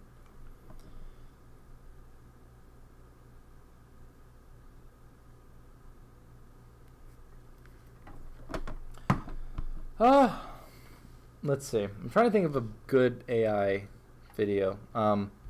So as far as I don't know any good demo ones. I like the car racing ones. Or what is it? The car's going through a maze and it's like 100 iterations or something, and all of a sudden they're like all getting through the maze at the end. That's pretty neat. There's the ISCA conference talk from Bill Dally, who's the chief scientist for NVIDIA. His is a very interesting talk on AI because it kind of puts a lot of things into context. But what I think I'm going to do, because I've been streaming without a break for about 3.5 hours, is I think I'm going to close it out for tonight. And I just want to say thank you all for coming here. I appreciate you all very much. If you have any thoughts on things that would make the stream better, topics that you want covered, specific lectures you want, listen. If you send me a topic that you want me to do a specific lecture on, I'll be happy to do it for you. When do I plan to stream next? Tomorrow. Every day. Forever. We're never going offline now. No, I'll be streaming tomorrow. I'll stream some tomorrow. It's Friday. Why not? I'll be in my lab until midnight again. All right, so I will close you with this, my final thoughts in that we read a lot of good papers today. I'm very proud of all of you, and I know that you all will do wonderful things, and that everyone just needs to go out there and, hey, go learn something new. All right. Ciao.